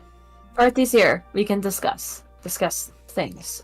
Has any discussion happened since I stepped out? Only of where to have the Alright. discussion.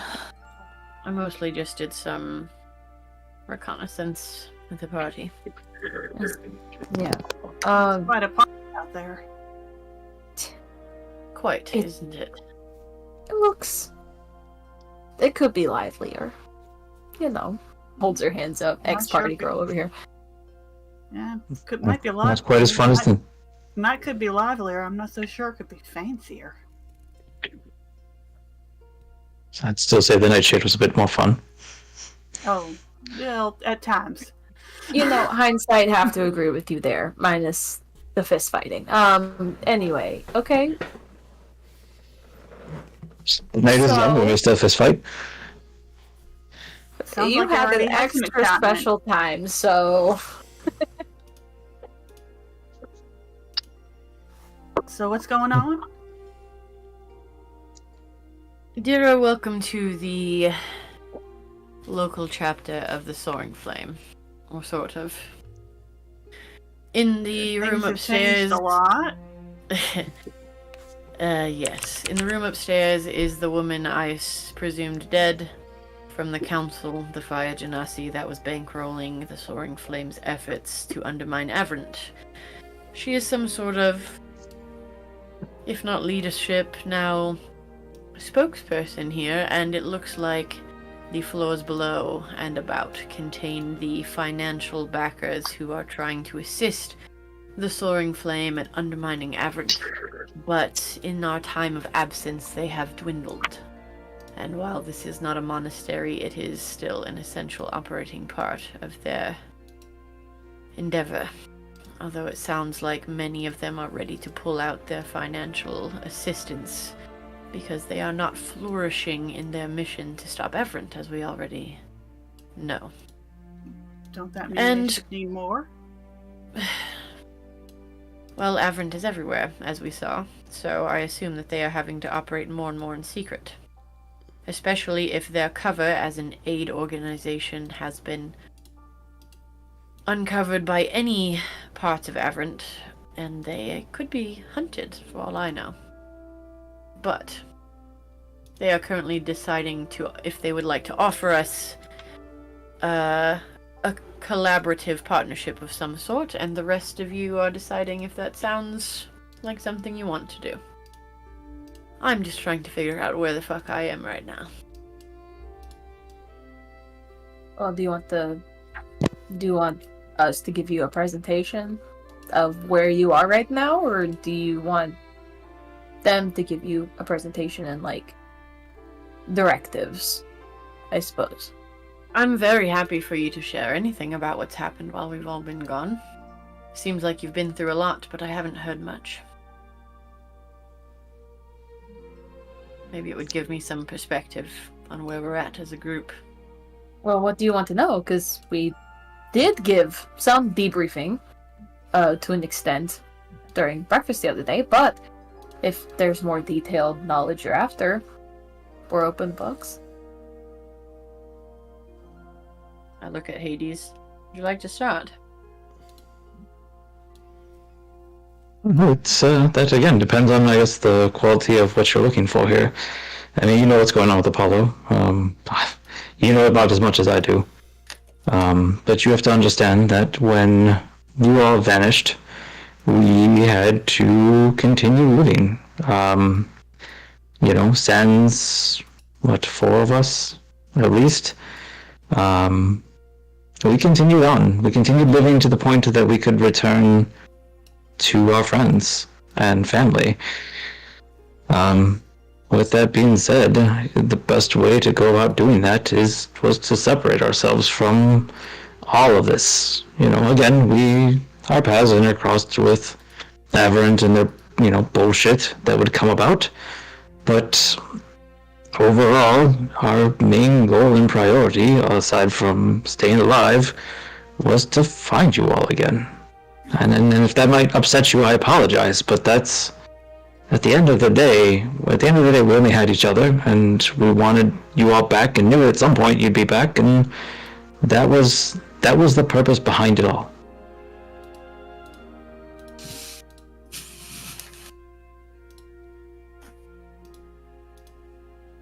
You guys have just... check him. Sure.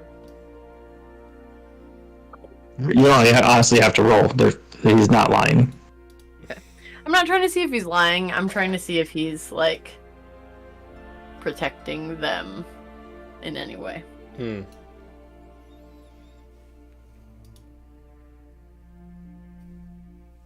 I got 18. Me. Nope. Our cards are on the table at this point.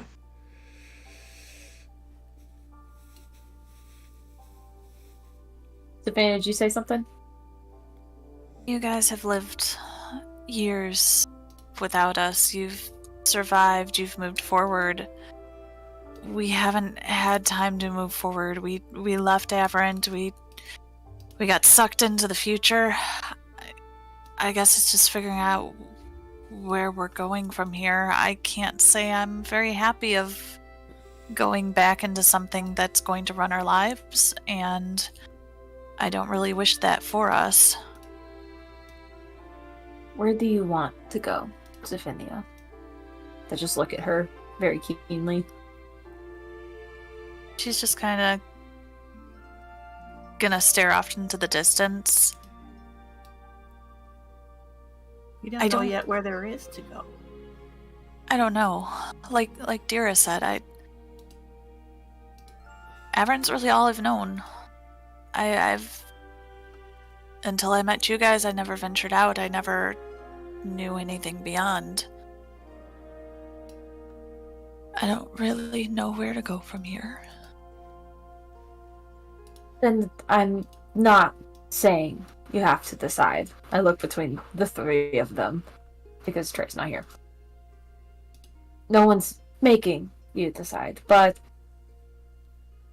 there's mindsets certain people have that they want to do, and some of us don't know. So, open conversation to everyone here. Do you want to get dragged back into the war? I should rephrase. Do you want to get involved in the war? Or do you want to experience things outside of it? Because there is more than just this damn war. And I know you don't know that, but we do. Then this opens up quite the opportunity for you for the first time, potentially in a long time, that you have the ability to do whatever you want. You know what I want Zephynia to do? I want her to touch the sword. Dira, do you still have the sword? Yeah. Because You you pull it can out? say that all you want, but you, 4 of you, all saw something that makes a lot more sense now than it did days ago to us. Are we running from fate? Are we trying to avoid it entirely? Or are we just pretending we never saw any of it?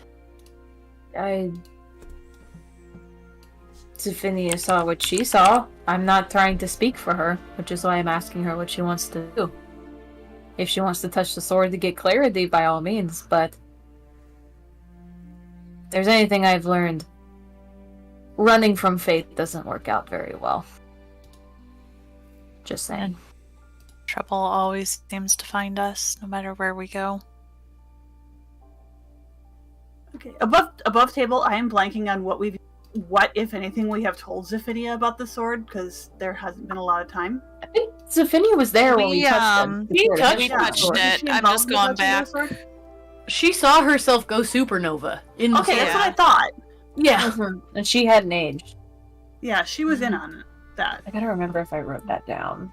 Yeah, Okay. I hadn't aged, Dira hadn't aged, Zephynia hadn't aged. Mm-mm. I mean, I got there it, was but A huge light on the battlefield, and we saw a bunch of, like, you guys saw a bunch of, like, zombied out aberrant soldiers and a huge battle, and Zephynia going nuke at the end of it. I mean, if you think it's gonna show her anything different now. I got one question though. Y'all keep saying you were focused on finding us. You did that. Did you have any plans past that? Look at the others. No, So we're I- kind of all not sure. I don't speak for the others, but I assume that we would figure out where to go from here when we found you again. What we all wanted to do, which is what I'm trying to figure out right now, and we're all on separate pages, it seems, so. I guess I want to find out what Soma's up to. What's become of him? What's become of the order we both left?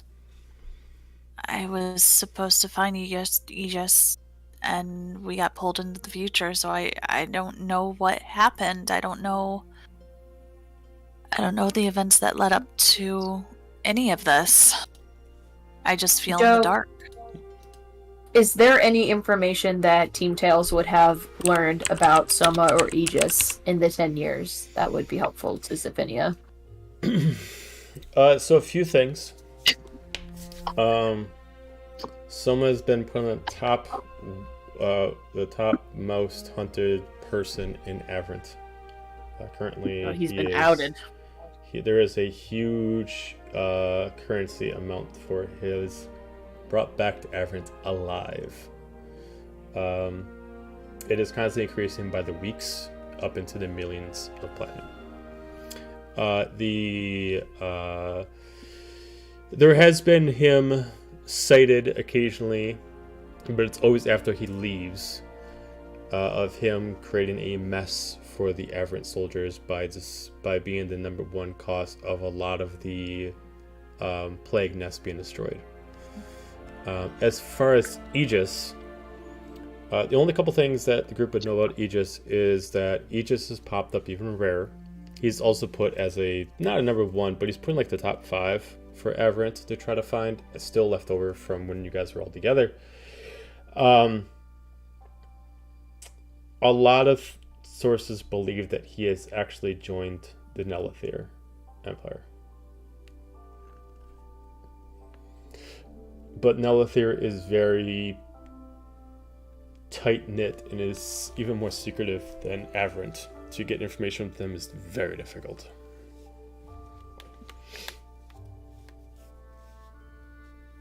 Okay, I'm gonna relay that to Zephania. Okay. Are any of Team Tails wanted, considering all of us were presumed dead? They are, but you guys gave yourself a name. Forgot what you guys what you wanted the world to call you. There was like a certain name you wanted to be called that you wanted to leave as like a calling card, and I can't remember what it is. Now I know that we had like individual names. Remind me, did we have like a new team name, or was it still Haraya? No, oh that's right, you guys. Okay, yeah, so that's right. So you don't, for the people that's not part of that team, you don't assume that they are wanted. But if they decide to bring it up, that's where the topic can change. So it's like that. Other than my usual. Other than, stuff. Gaiju's usual. Wanted everywhere posters. Right. Yeah, they just can't get my nose right. Was that question thrown out there that they were asking if we were wanted? Yeah, I'll ask. Oh, I can't say that we're not wanted. There's a few places, I'm sure there's a picture or two of us, but, tended to go by a moniker. Myself, not necessarily. The people seem to know me as Hades, but the others decided upon other nicknames, if you will.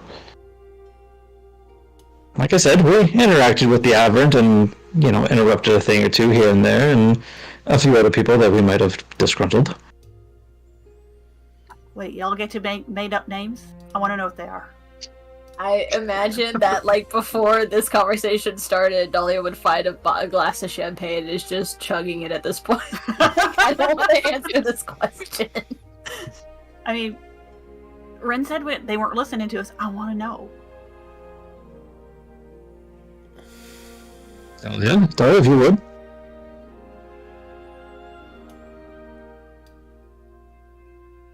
Dahlia looks at Gaiju first. Mine's easy. Thunderbird. Oh, well, that makes sense. That's good. Where'd you learn that, Belladonna. by the way? Oh. Nightshade was taken for obvious reasons. Well, that's prettier anyway. So, that Thunderbird thing, where'd you learn that? So there was one night on the ship that it was quiet, and never mind. You mean the full, not the name. Sorry, I apologize. Smashed Hades on the shoulder really hard. I figured that the name followed the form, but what do I know? Joe, remind me, is it what we originally talked about a relic that gave me that ability for the Thunderbird? Yeah. I don't remember. It is a relic. We haven't fully decided exactly where you got it from, but yeah, you do have a relic that allows you to amplify your druidic abilities to allow you to do that. Okay. I guess you could say in some of our travels I came across a relic of the god Hemos. It granted me the ability to take such a form. Andy. More useful than some of our run-ins with gods, that's true enough. That's freaking. It's been all quiet on the god front, at least, if that makes you feel any better. Last 10 years. Which has been impressive, because Dahlia has kept a god for 10 years. You know what? I don't want to hear it from you, alright? That's me. Don't rub it in. So there's really nothing from Cocopiel? I mean, all the trouble from Avrin. Yeah, Joe, other than New Avrin just being hoes out there, Yeah, is there any... other than being big I'll go on, fucking like, a sluts. couple- You know, like the, They're just throwing it back on every continent out there. as far as any drama coming from the Cocopiel, it has been extremely quiet. Compared to what you guys were before, where you guys just were having some serious god drama, it has been quiet in the past 10 years. You just see Zephinia like relax because she's realizing maybe I don't have to kill a god. Oh, I just And what shrugs. about- Be just as happy if that keeps up. And what about Alasna? Has she? She's still clear- kicking. If you're asking if she self-destructed, I wouldn't be able to use my powers, so no. She's, No, I'm yeah, asking she's if she. I'm asking if she's given you any orders, I suppose. Not particularly. She's been a bit busy with whatever else is going on in the world.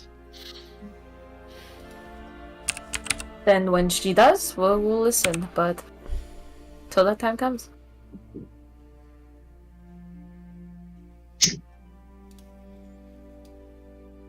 Any Zephynia. other questions? I think we Oh, all got personal things we want, but that ain't gonna keep food on the table. So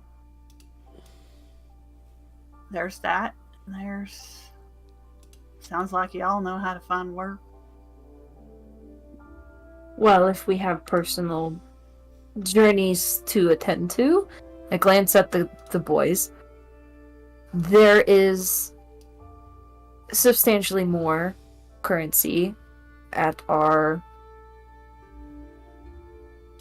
our collection than the previously 10 years ago. So if we have any personal missions, we may be able to help make that happen. But what do you want to do? Well, we talked about that already. What I got in mind is awful dangerous, but it takes some planning. But I know everybody's got stuff on their mind. I hate to say if fate catches up to us, but you know it always does. What do you think about the sword? I really don't want to touch it again. I'd rather put that in the back of my mind and not think of it again, but Ren has a point. Is that still our future? I Yes, guess for you people wanna who have know. been shown lots of futures.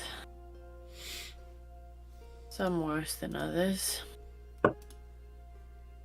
That is a decision that you all need to make then, because not all of us can see anything from it. That's true. I'm of no help. Every future moment I've seen has not happened yet. So Maybe it won't. I can't say. Same here, really. I can hope. You know, dying is not on the list for a while, but the sword is yours if you want to try, or if you don't want to try. Personally, I'm happy just tossing it, never having to see it again. Well, it's an extremely powerful relic, so let's not take it that far. It's staying wrapped up. It's staying. We'll just keep it tucked away till we figure out what to do with it, I guess. We could sell it for money. I would rather That That is just a seems lot. like a bad idea. throw it in the bottom of a volcano if you're going to get rid of it, because it doesn't need to be in anyone else's hands. Just a suggestion. Sell it for money and then steal it back. Now he's onto something. What about you, Gaji? You've need been quick cash. awfully quiet in this discussion. Dira's just looking back and forth between them because she can't tell if they're serious. Good That's exactly how they never know. My problems are far-fetched, and I don't think that will be something that I can quite settle on my own. I will have to wait for them to come about when they choose. Although at some point I would like to see my mother again, so eventually a trip to Melithair will be had.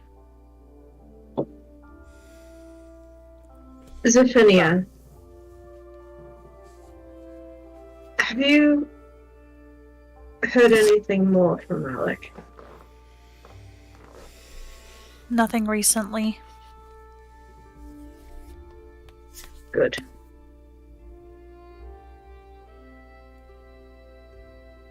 Not in a while.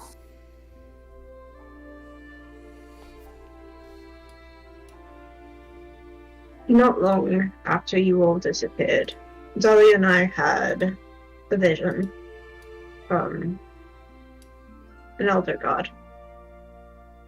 Yesid. And from what I can tell in those visions, Malik has enslaved her and is using her to go about his business. What's his business? My question exactly.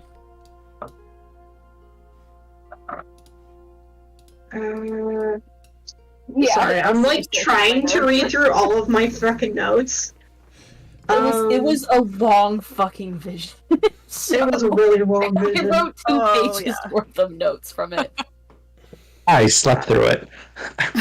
Yeah, you did, you lucky bastard. Takes a big sip of his drink. Joe, remind us why Malik basically enslaved Yesid. Okay, so to put a little bit of clarity to it, Malik did not enslave Yesid. Someone else that looks similar to Malik has enslaved Yesid. This person has some similarities. They're a half-elf. You can assume that based off this is Blonde. No. Based on this, you can assume it's not necessarily current timeline. It is probably either past or future. But the this person has features that a lot more elegant. Malik. Long ponytail, purple with a white stripe on their head as far as hair. Looks more like a wizard than a fighter, which Malik is. Kind of like a wizard versus paladin kind of thing. Otherwise, their features are quite similar. They don't look like twins by any means, but they look like they could be related in some retrospect. Okay. Is Yesid's seal still on me and Gaiju's left shoulder by chance? That hasn't faded away. Yeah, it hasn't faded away. No, its imprint is still on you. Perfect. Go ahead, Gaiju. Well, that still didn't quite answer the question of why was she enslaved. Oh, the question of why. I'm sorry. So the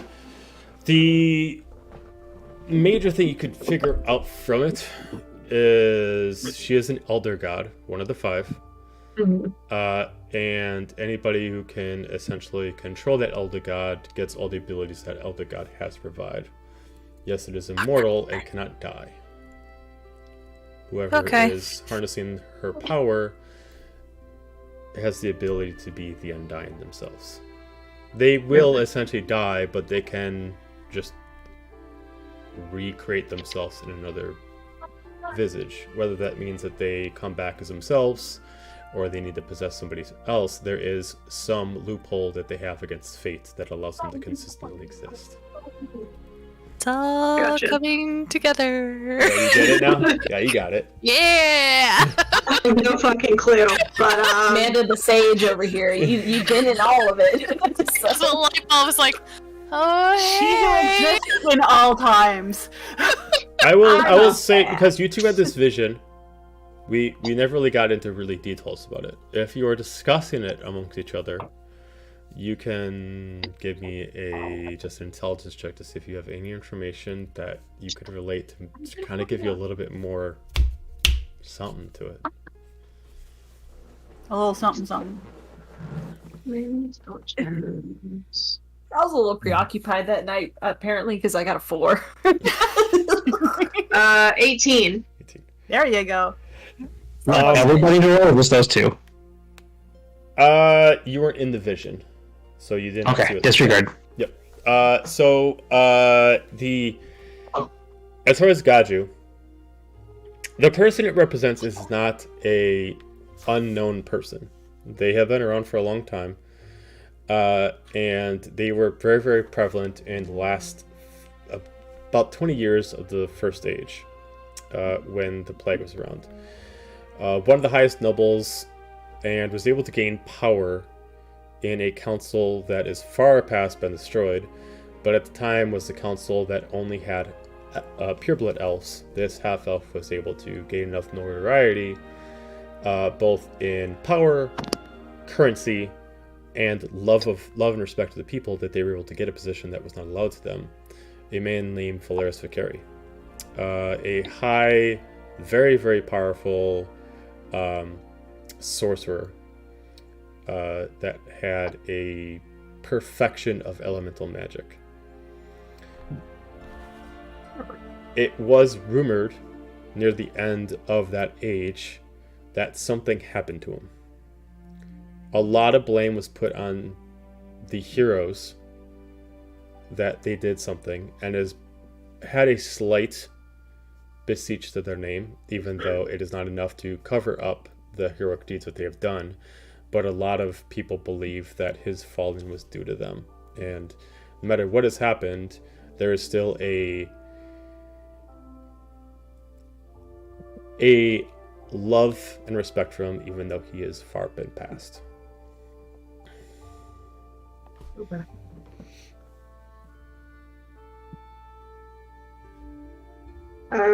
I guess I will do my best to relay that to the group.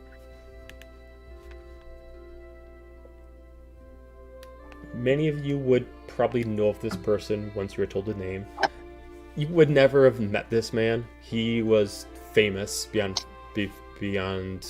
infinite, like he is the fame of fame. And to know him would to be royalty yourselves. Taking into account a lot of you, at least half of you, wouldn't have been old enough during that timeline before he disappeared. But he was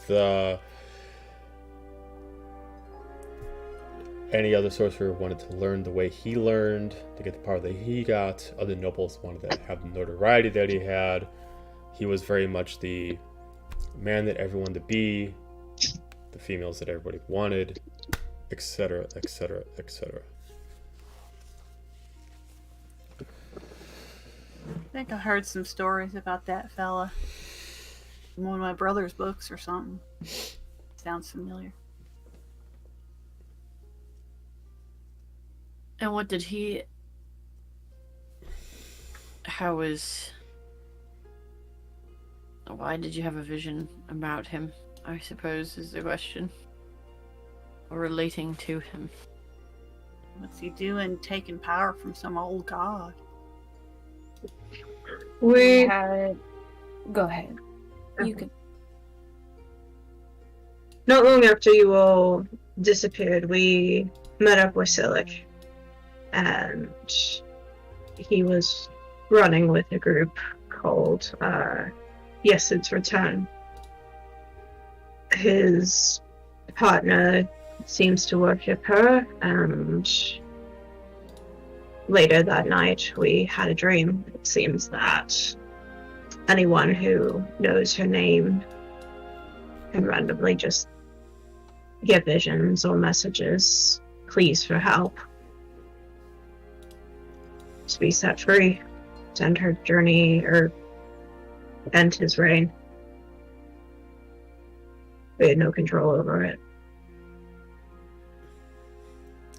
And we haven't really known where to start.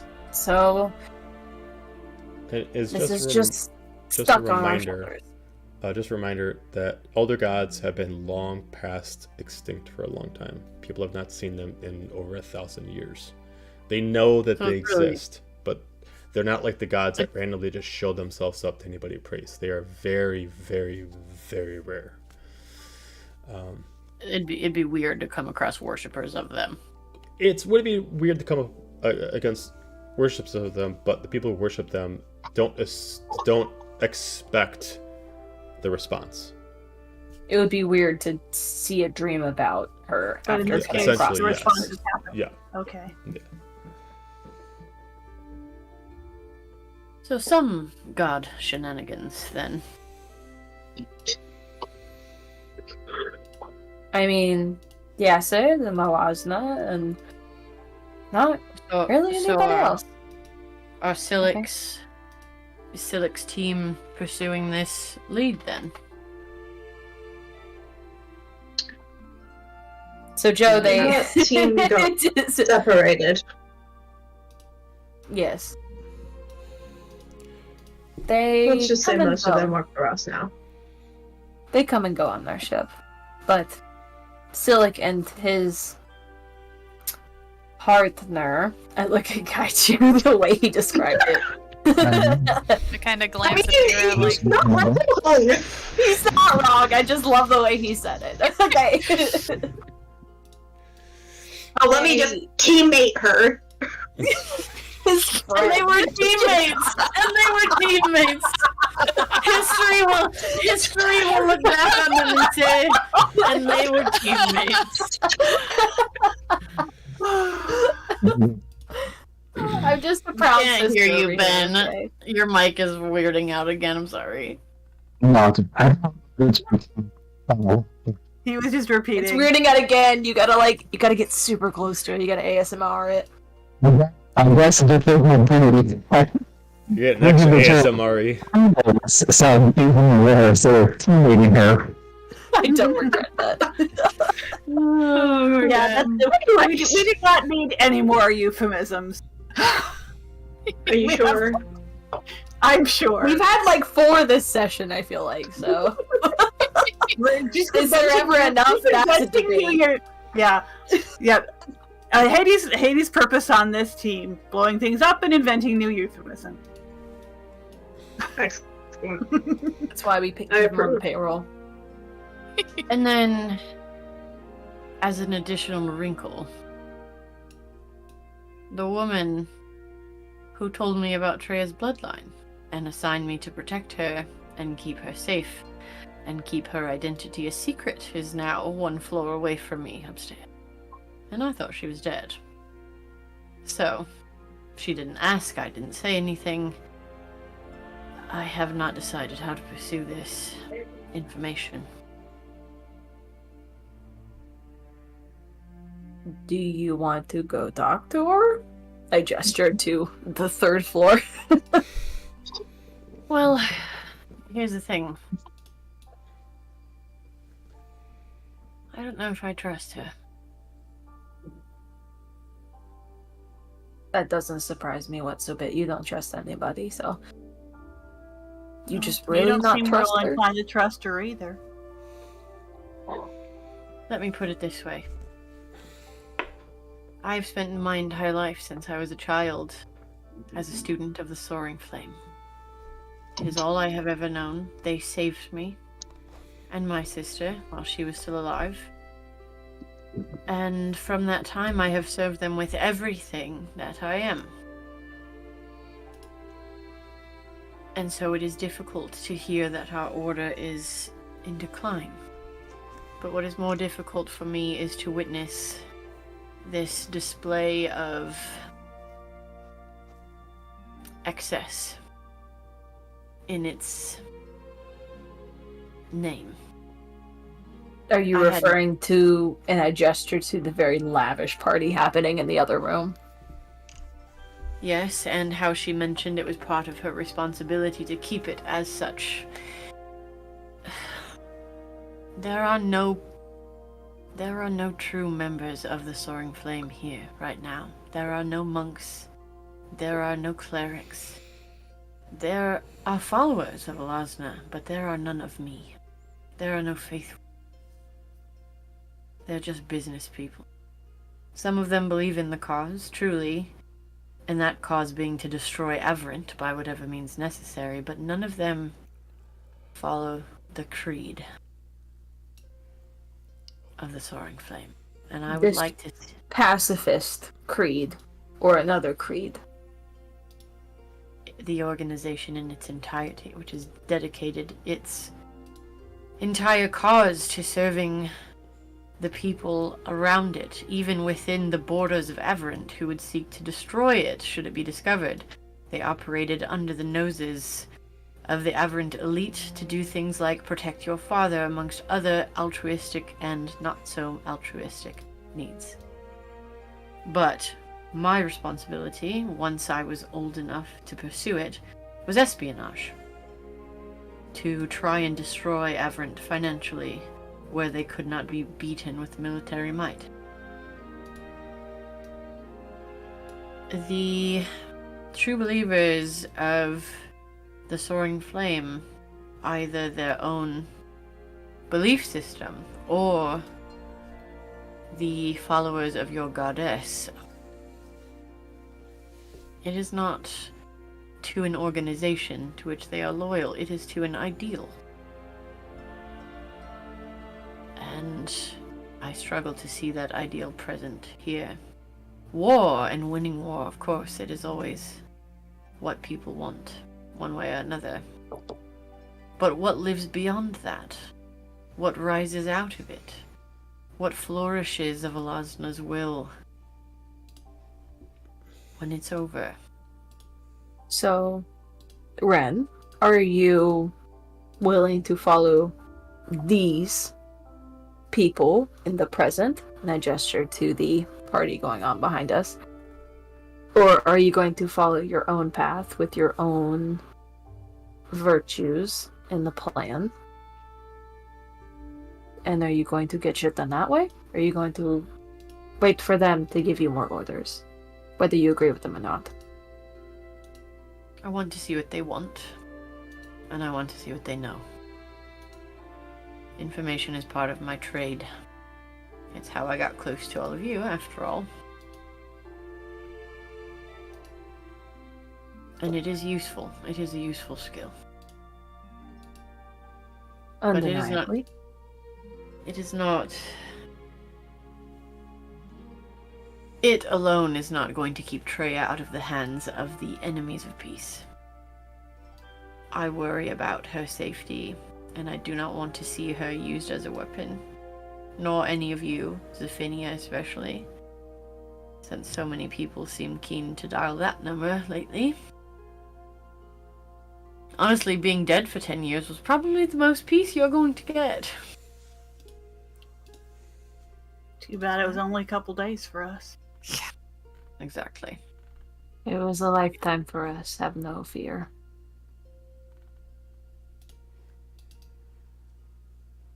So, And I don't imagine a whole lot of peace for you neither.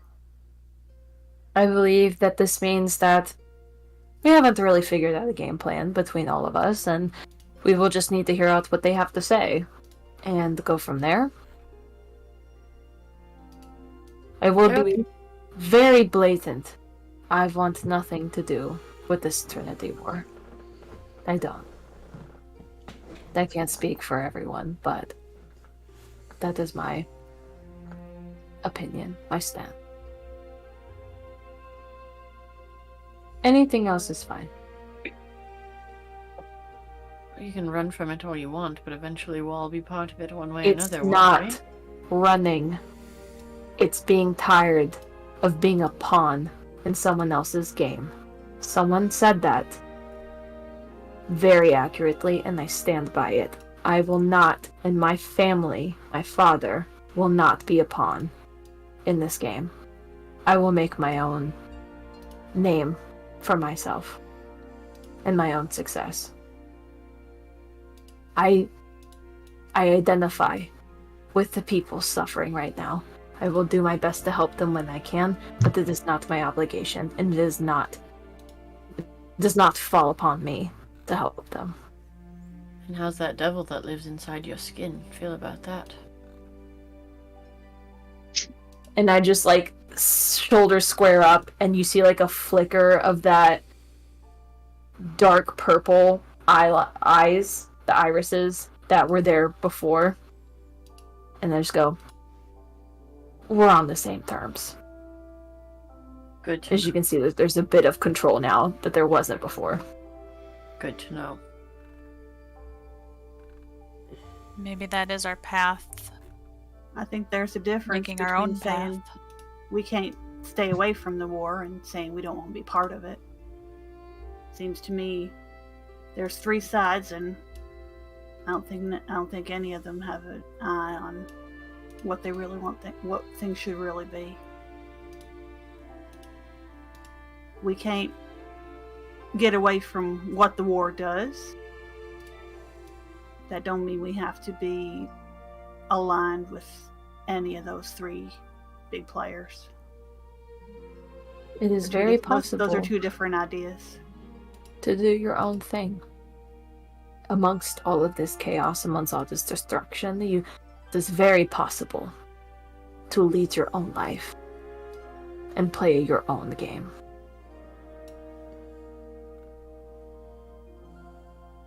Finnea's gonna Just sit food back for because thought. she really likes the thought of that. There are several of us who, in the hands of Averant, would be very dangerous to society. And I do not want to be responsible for that happening to any of you. Or me. And don't let it happen. And the best way we can not let that happen is not getting involved. To the best of our ability. It happens sometimes. Things overlap. I admit that. But you do not have to serve an army or an order or an organization dutifully, blindly, faithfully to be able to become something in this world. And I didn't know that till after you guys left. I'm telling you now. There's no one we have to report to anymore but ourselves. Connections, I can see connections are a good thing to still have and make, but I think for the most part, we stay on our own. Can you stop? I don't think she Oh, can. Luna's like, wait, no, I have an opinion. I must lighten the mood. Luna comes up. Did you forget about me? Yeah, I think that was her Trick too. question, you didn't. You know what? You are never allowed to forget about the Right. kids. Let's The wait and truth see. of the matter is Go ahead. that most organizations that currently exist that are anti-Aberrant, they want to be the one in control. They want to do the final deed, the straw that breaks the camel's back. What so few of them realize is that they need allies in this war. Friends, not soldiers. Not someone that they can step over and con out. If Heldra wants our help, she'll learn that trust goes both ways. That's why we didn't join V. Why we went on our own, because it's not worth getting drawn into a war that we're never going to win by ourselves. I don't have a problem fighting. I've always been a soldier. I've been since I was 16. But I will not be somebody else's soldier.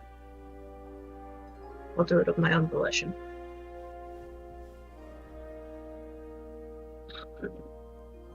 It's funny that you should say that because I think V would say Something very similar, despite her allegiances. You know, her assistance to Heartwind was nearly treason. Really. Well, she's not here right now, is she? All I'm saying is she did what was right despite orders. Otherwise. Right to And her. Anyway. Something we can talk about. Just depends. Well, I say we see what they have to say. And if it smells, of course I don't expect any of you to stay. Haven't decided. Does that mean you're going to stay? Haven't Despite. decided. Alright. You know that I don't follow your goddess, right? It's never been about her for me. It's been about the duty. I was referring to the team, not Alasna. I know. I'm just saying, if some people will do things blindly because they think that their loyalty to a higher power is more important than the people. Kokopiel allowed many of her followers to follow that path for a very long time, and you would know better than most. But it is not about Ulazna to me, nor is it about the Order as an organization. It is about the belief of what we were doing and how it was there to serve people first and foremost. I have no problem assisting you with anything if that's where our paths lead, as long as we are helping people. Do you want to assist or do you want to be a part? That is what I'm asking. I'm not sure I've ever been a part, so I'm still learning to The be a part. offer is extended. It's been extended for 10 years. Obviously, you weren't here for most of those, but the offer has been there since Sorgaria. You just have to take it. I did help save some of your lives. Vice versa. I'm just making sure it's still there. And you know. But we are a team. If you want to be.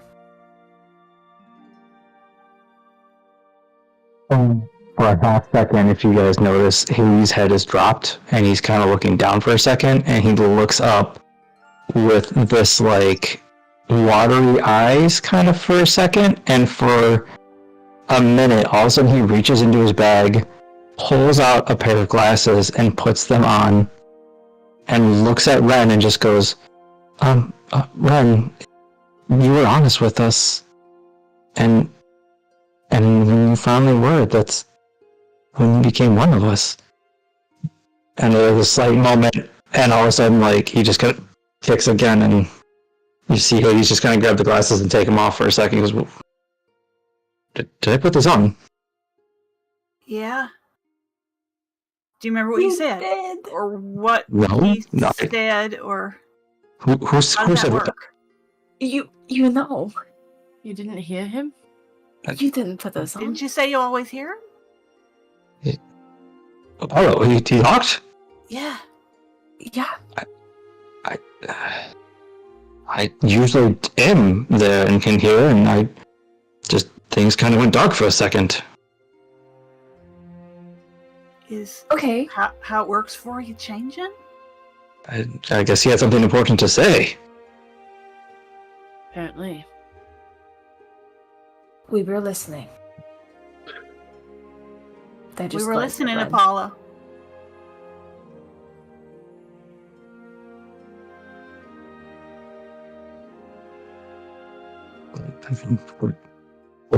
What did he say?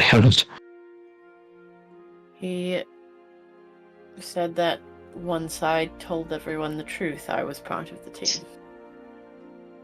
And he's not wrong. I mean, I was sort of there.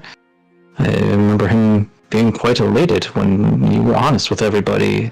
That's all he wanted. He was actually very proud of you. He seemed very, very irritated with me most of the time. The reason being, because only your family can irritate you that much. And at the end of the day, he just wanted you to be one of us and be open. And I think it was at that moment that he never got the chance to thank you for that, I know, but he felt as though that was a pivotal moment that you became one of us, Ren. You're not this person who works for an order. You're not this person who knows all this information about everyone and everything. You're one of us, and that's all he wanted. He wanted you to know that. And if, that was all he wanted to say originally, and if he finally did that, then fantastic, but that's, what it comes down to at the end of the day. That you might not think that you're one of us, or that you're only a part of a bigger mission, or whatever it is, but when we say that we want to do what's best for everybody, that we waited for you all, sorry, that's, More kitties need attention. We waited for everybody, not just Dara, not just Sophinia, not just Treya, but you as well. It's been hard for us. It's not been easy, and I know you don't know me necessarily, I guess, but me and Apollo aren't much different, really. Slight voice and glass needing, but really, at the end of the day, you are one of us, whether you like it or not at this point, and we want what's best for you. We want you to be doing what you feel is best, and like we said, it's never stopped doing what was good for other people. We did good. We didn't take jobs that would hurt anybody that didn't deserve it. We never took jobs that would not better everyone else. Or that only bettered us. We did what we could to help without getting too involved with all the other bullshit that was going on. I hope that you can trust that we're being honest about this.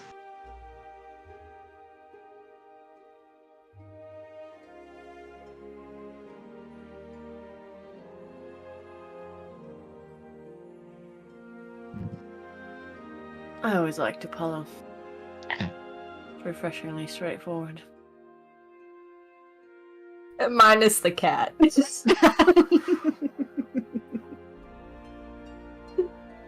I will consider what both of you have said. Now, meanwhile, let's see what Heldra has to say, shall we? Is this something that you will hear what Heldra has to say and then talk to us, or Well, you'll all be is there. this our I only assume. case? Yes, but this is your conversation. We are merely audience. I think This is she your meant to path. offer. I think she meant to offer us something as a group, actually. I agree. However, as a group, I just glance between everyone. Is this something we're all considering? Is the question. I don't think we'll know until we hear what it is. I have no idea what's going on or who this person is. I know, dear. I'm sorry you're so late to the party. Did you have a good time? I I did did? tell Dira who she was, though. Well, you said that, and I don't understand. But that You went to don't a matter. blacksmith. Did you make a shield or a sword or some armor, or did you just learn something really insightful? The smithy on the ship is all of yours to play with as much as you want. Cindy can move aside. Cindy's got a whole lot going on. She can sit I got down lot for to a learn. bit. She's been at it for But 10 years. It's kind of frustrating. First, let's find out what this cancel person wants, I just want to make sure you had and a good then we can time. decide. You were I valid, did. and I I had a very. All right, I had a very good time. Cindy's doing fine. I am covered in stuff, and we'll go from there.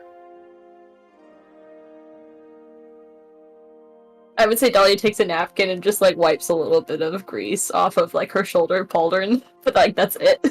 Thank you. It takes the whole napkin.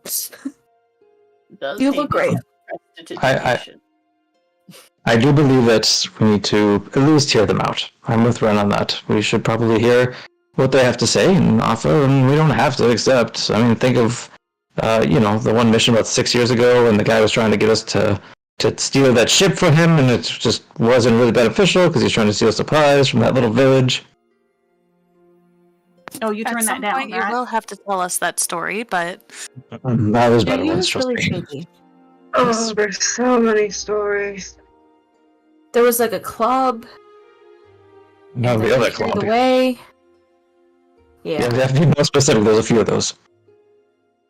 that's a topic for another time. We had a clubbing era. It's fine. You know what? Let's go. I bet they're waiting for us. We shouldn't keep them waiting. We should go. They actually said they would summon us when they were ready, so. Just Feel free to kidding. go. I guess we'll just hang out here and talk about something else. What have you guys been up to? Joe, we can't bring a joke. It's You assume been this 3 point days. that it's been some time. You're in a. You don't know if they know where you are. You decided to find yourself a quiet room, close the door. I'll step outside. I'll step outside the door and look. I assume one of them can message me. Valid point. Yeah, I mean, they said they said they were going to call. We figured, message. You do see the Genasi walking around, at least looking around for you. And as soon as you leave the room, she kind of like starts peeking around, and she's on the main floor, wondering if you guys are around anywhere. And she's looks like she's been looking around for some time. I just send a message. Okay. Sorry, private meeting. We're all still here. She responds, well, wherever you are, if you can make your way up to the top room again, we'd be glad to have you. As she starts making her way back up, not knowing where you are, but just making a message, just have you meet there.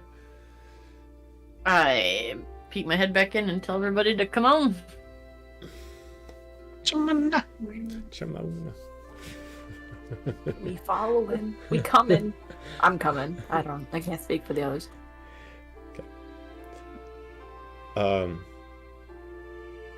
As depending on if you guys wait a little bit, she assumes that maybe you guys already left or wherever you are. She passes by the room, not noticing you guys are there, and just starts making her way up to there. I think we all go right away. Okay. Mm-hmm. So she follows. We you are up. waiting. As you do see Heldra and Elmira sitting there. Glad to see that you all came back. Please, sorry we don't have better comfortable sitting arrangements, but please, if you want to sit, feel free. And shortly after you, Elise comes in after. Closes the door behind. So, we talked amongst ourselves. In case you're a little confused, maybe I should put this on the table. Elise and Elmira, they are my two hands. A lot of things have changed. V has been back and forth, and I've needed someone close. They have been doing a very good job of making sure that I've been protected. So I trust them with all the knowledge I have. That being said, we've had some discussion. We don't want to lose such a valuable asset. And we definitely wouldn't want to see you going to someone else. If it's not the cause that is to your liking, whether it is or not, if it's not, we're willing to make a deal with you. Whether that's currency, rooming, safety, what tickles your fancy, we can try to honor.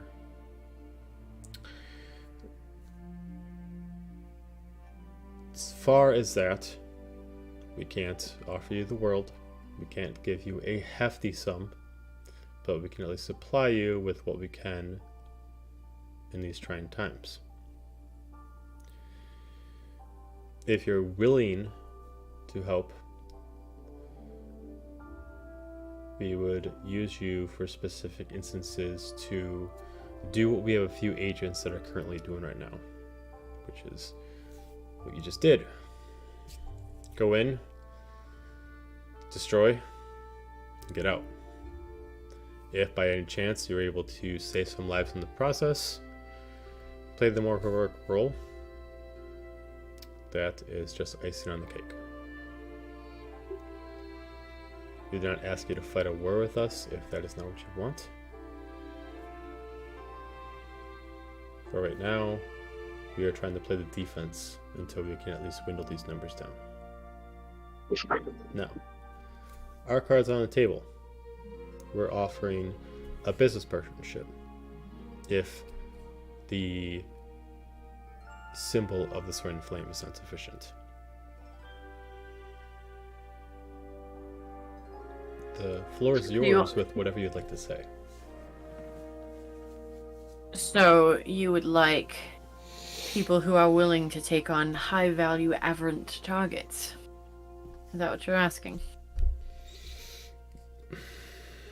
Occasionally targets, but mostly they have gone to great lengths to make sure that these research facilities have been protected. And from what little we know is they are taking what I'm assuming is the remains of what they have of the plague and experimenting with it.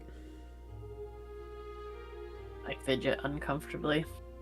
And what about all of the plague infected that were within V's service? They died? Have they been captured? Do they still live? Yes, to all. Many have died, but not specifically to the effects you think. I mean, they've died in battle. Some of them have retired due to our losing numbers. Some are going back to their families to try to live off their lives. Some of them have been captured. Too severe to survive, I assume. It is a problem. But no more specifically have retired or lost than the non-plague. But we have lost a significant amount due to the aberrant as far as abductions. Many of them have retired because they've lost family members, or they've retired because they want to protect their family because they've seen friends that have had the other way. We cannot blame them. This has become personal for a lot of us. It was a war for land, retrieving what was taken, and fighting for a freedom that we wanted. Now they are taking their winning numbers and taking lives that don't belong to them, stealing them, stealing what little they have gained back, and tearing that out from them. Doing whatever they think they can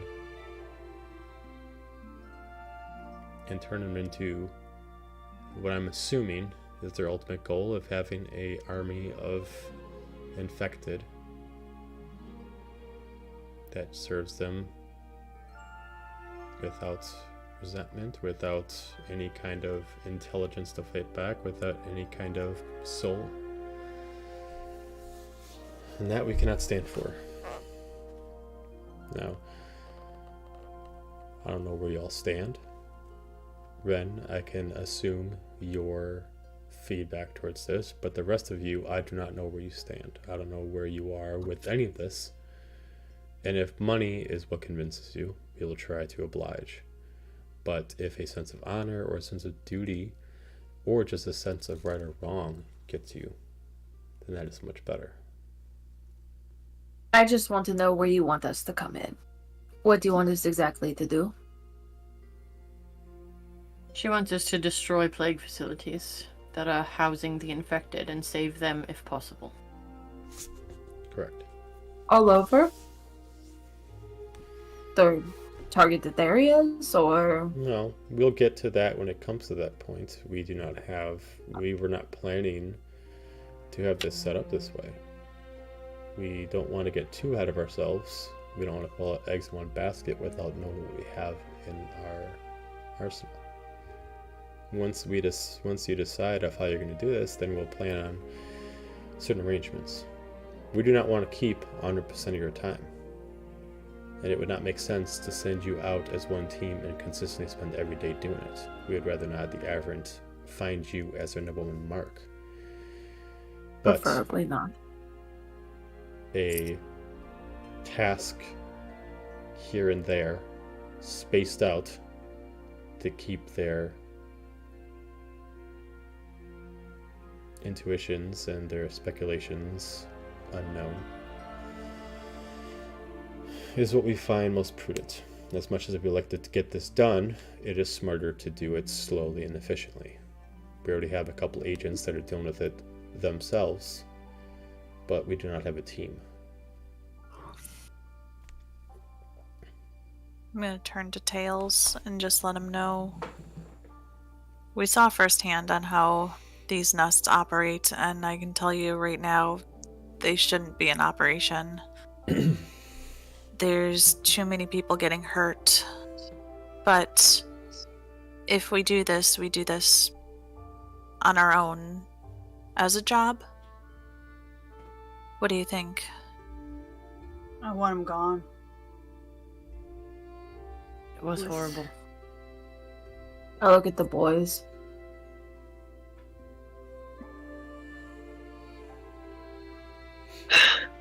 Well, I don't want to be part of this war, but I can at least help the suffering.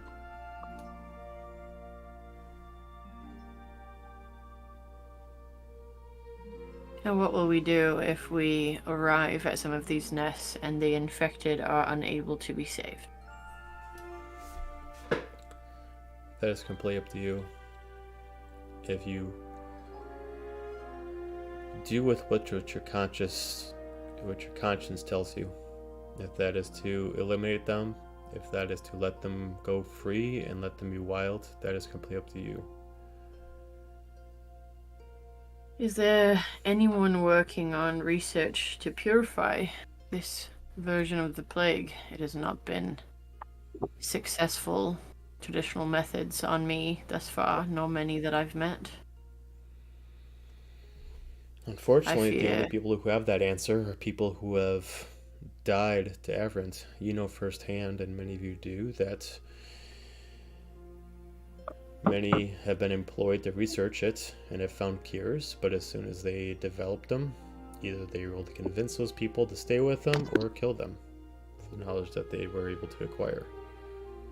I use the psychic link with the whole party, and I say, let us not forget the reason that this technology is in the hands of Averant is one that we know very well.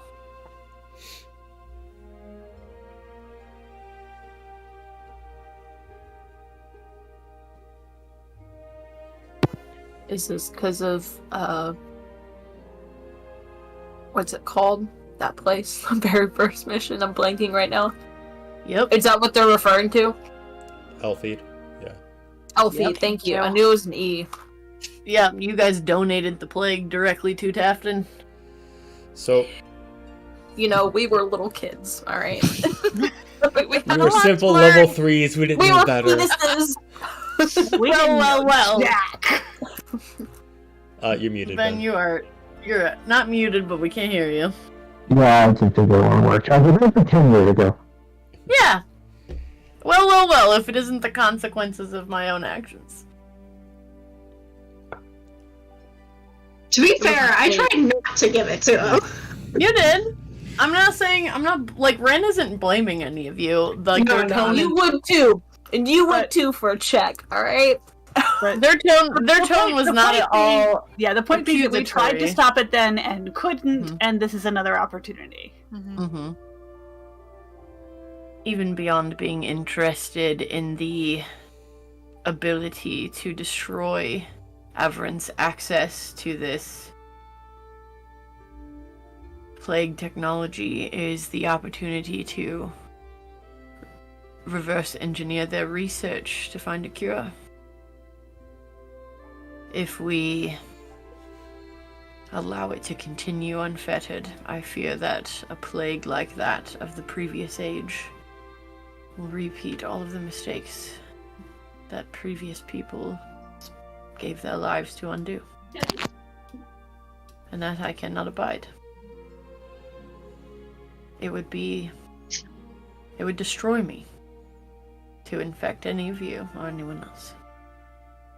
It is one of the reasons that I am very reserved. Last thing we need is a super plague. Full of soldiers that are unkillable. At all of the talk of the plague, Dahlia just has like a very glassy-eyed vibe. She's just very tuned out. Not in a bad way, just like she's lost in the sauce of her own thoughts right now. I think. I know you don't want to be in the backyard of Averant facilities, but to do these guerrilla warfare tactics to destroy some of their facilities might be easier than getting directly involved with anything as far as any governments or militaries are concerned. Plus, I won't lie. Burn something down. Yes, and I won't lie, if it gives me a shot at any of Tafton's constructs, I would be happy to destroy those as well, until I get to the last one. Whatever chance we got to take away from them, whatever of these, if we got the chance, if we got the tools, that's a way I can do something that matters.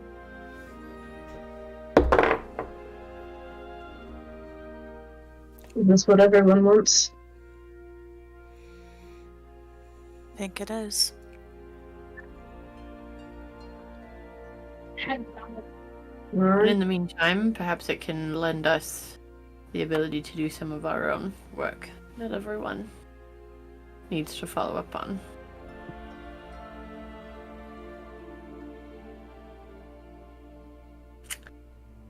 I care not for coin. I agree with Garjo on this. As long as we can have the supplies that are needed for such missions, I'll do this fine.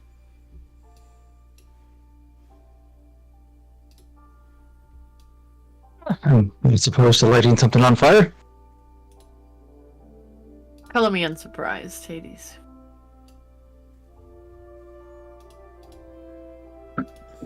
Alright. Does that mean we're decided? This.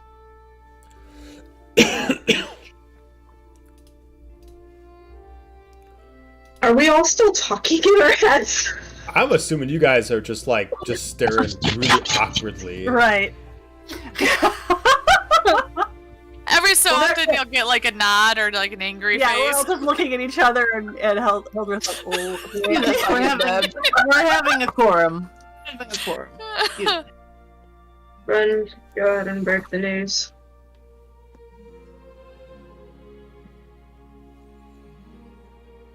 We have reached an accord. Kind of reaching.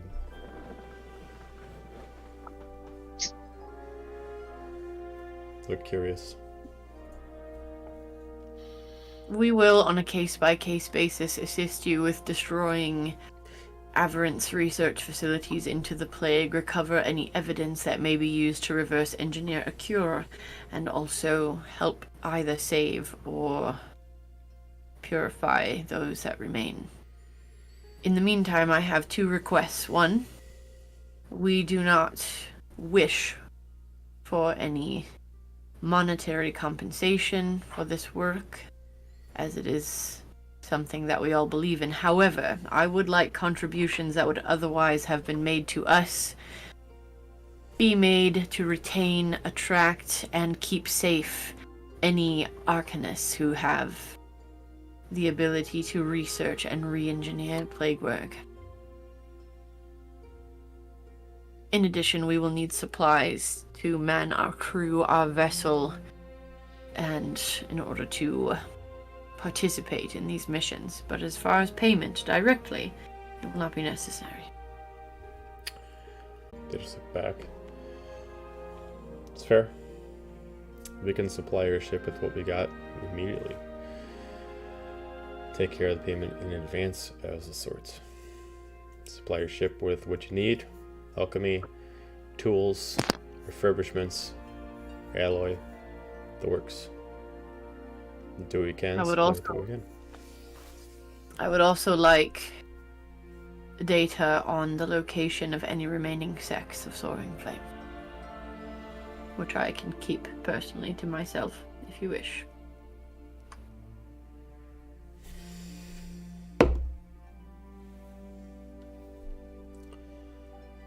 And then in Heldra's head, she hears, we also need to discuss the half-elf, because I don't know if her companions know about this. Not because I'm trying not to tell my team, but because I don't know if her companions know of her involvement with that. Gotcha. In response immediately to your previous request before that, immediately Amira goes over to one of the shelves, pulls out a book that is wrapped around with a chain, and wraps it. Opens up the clasp as there are several scrolls inside, as the book itself is fake and there are different scrolls and maps inside, as they just open up like a tray. There's only 5 left, along with some information that we know about what V is doing. You want them? I can't give them to you, but you're willing to copy the information down and take it from there. As far as knowing all the locations, we know where they are now. Mostly separated, mostly secluded. This sector right now is what we have that is our financial. The rest of them are mostly in hiding until either Heldra or Veratril decide to agree on one way or the other.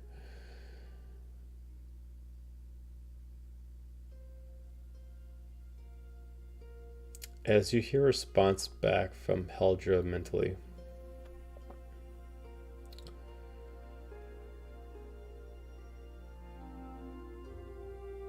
the girl is still of great importance, but her necessity is not current.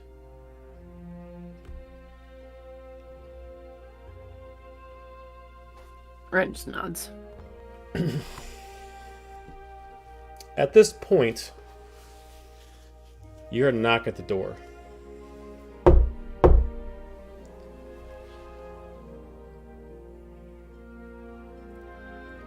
As Elise goes over to check it, she just stands there, doesn't respond, as you hear 3 knocks. And then pause for 1 knock. I believe it's him. As they open up the door. Let him in. As you see this tallish, elegant male walk in a very gorgeous and what looks expensive, long waistcoat, adorned in light blues, purples, and furs.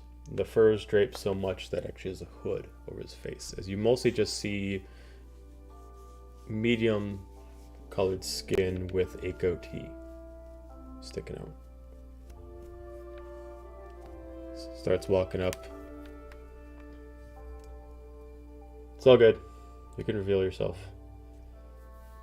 He just lifts down the hood as you're able to see the visage of Soma standing in front of you. I fucking knew it! I fucking knew it'd be Soma, bro. I figured, because she was working with them before, too. Mm-hmm. Yep. Well, Zephynia, that answers your question, doesn't it? Zephinia's mouth is just like gaping open. She doesn't even know where to start with her questions. That's alright, because we're gonna end it there. I fucking knew it! He just reaches over and pushes her chin up. Next week. I'm sitting here typing and my brain's trying to catch up and I'm typing. Yep. Removes hood and is Soma and... What? Gotta love shadowing, man. Brains. So- How do you learn Soma's arrived? God bless you. I All fucking right. knew it'd be him. With that, that was Alright. a longer session. We're gonna end it there. Thank you very much for joining the stream. Do not forget to check out tomorrow for Star Wars and Thursday for Echoes Bahamut. If you want to see more of this, check out next Tuesday for seeing what happens next. That being said, everyone have a fantastic night, and we'll see you tomorrow. Good night. Bye. Okay.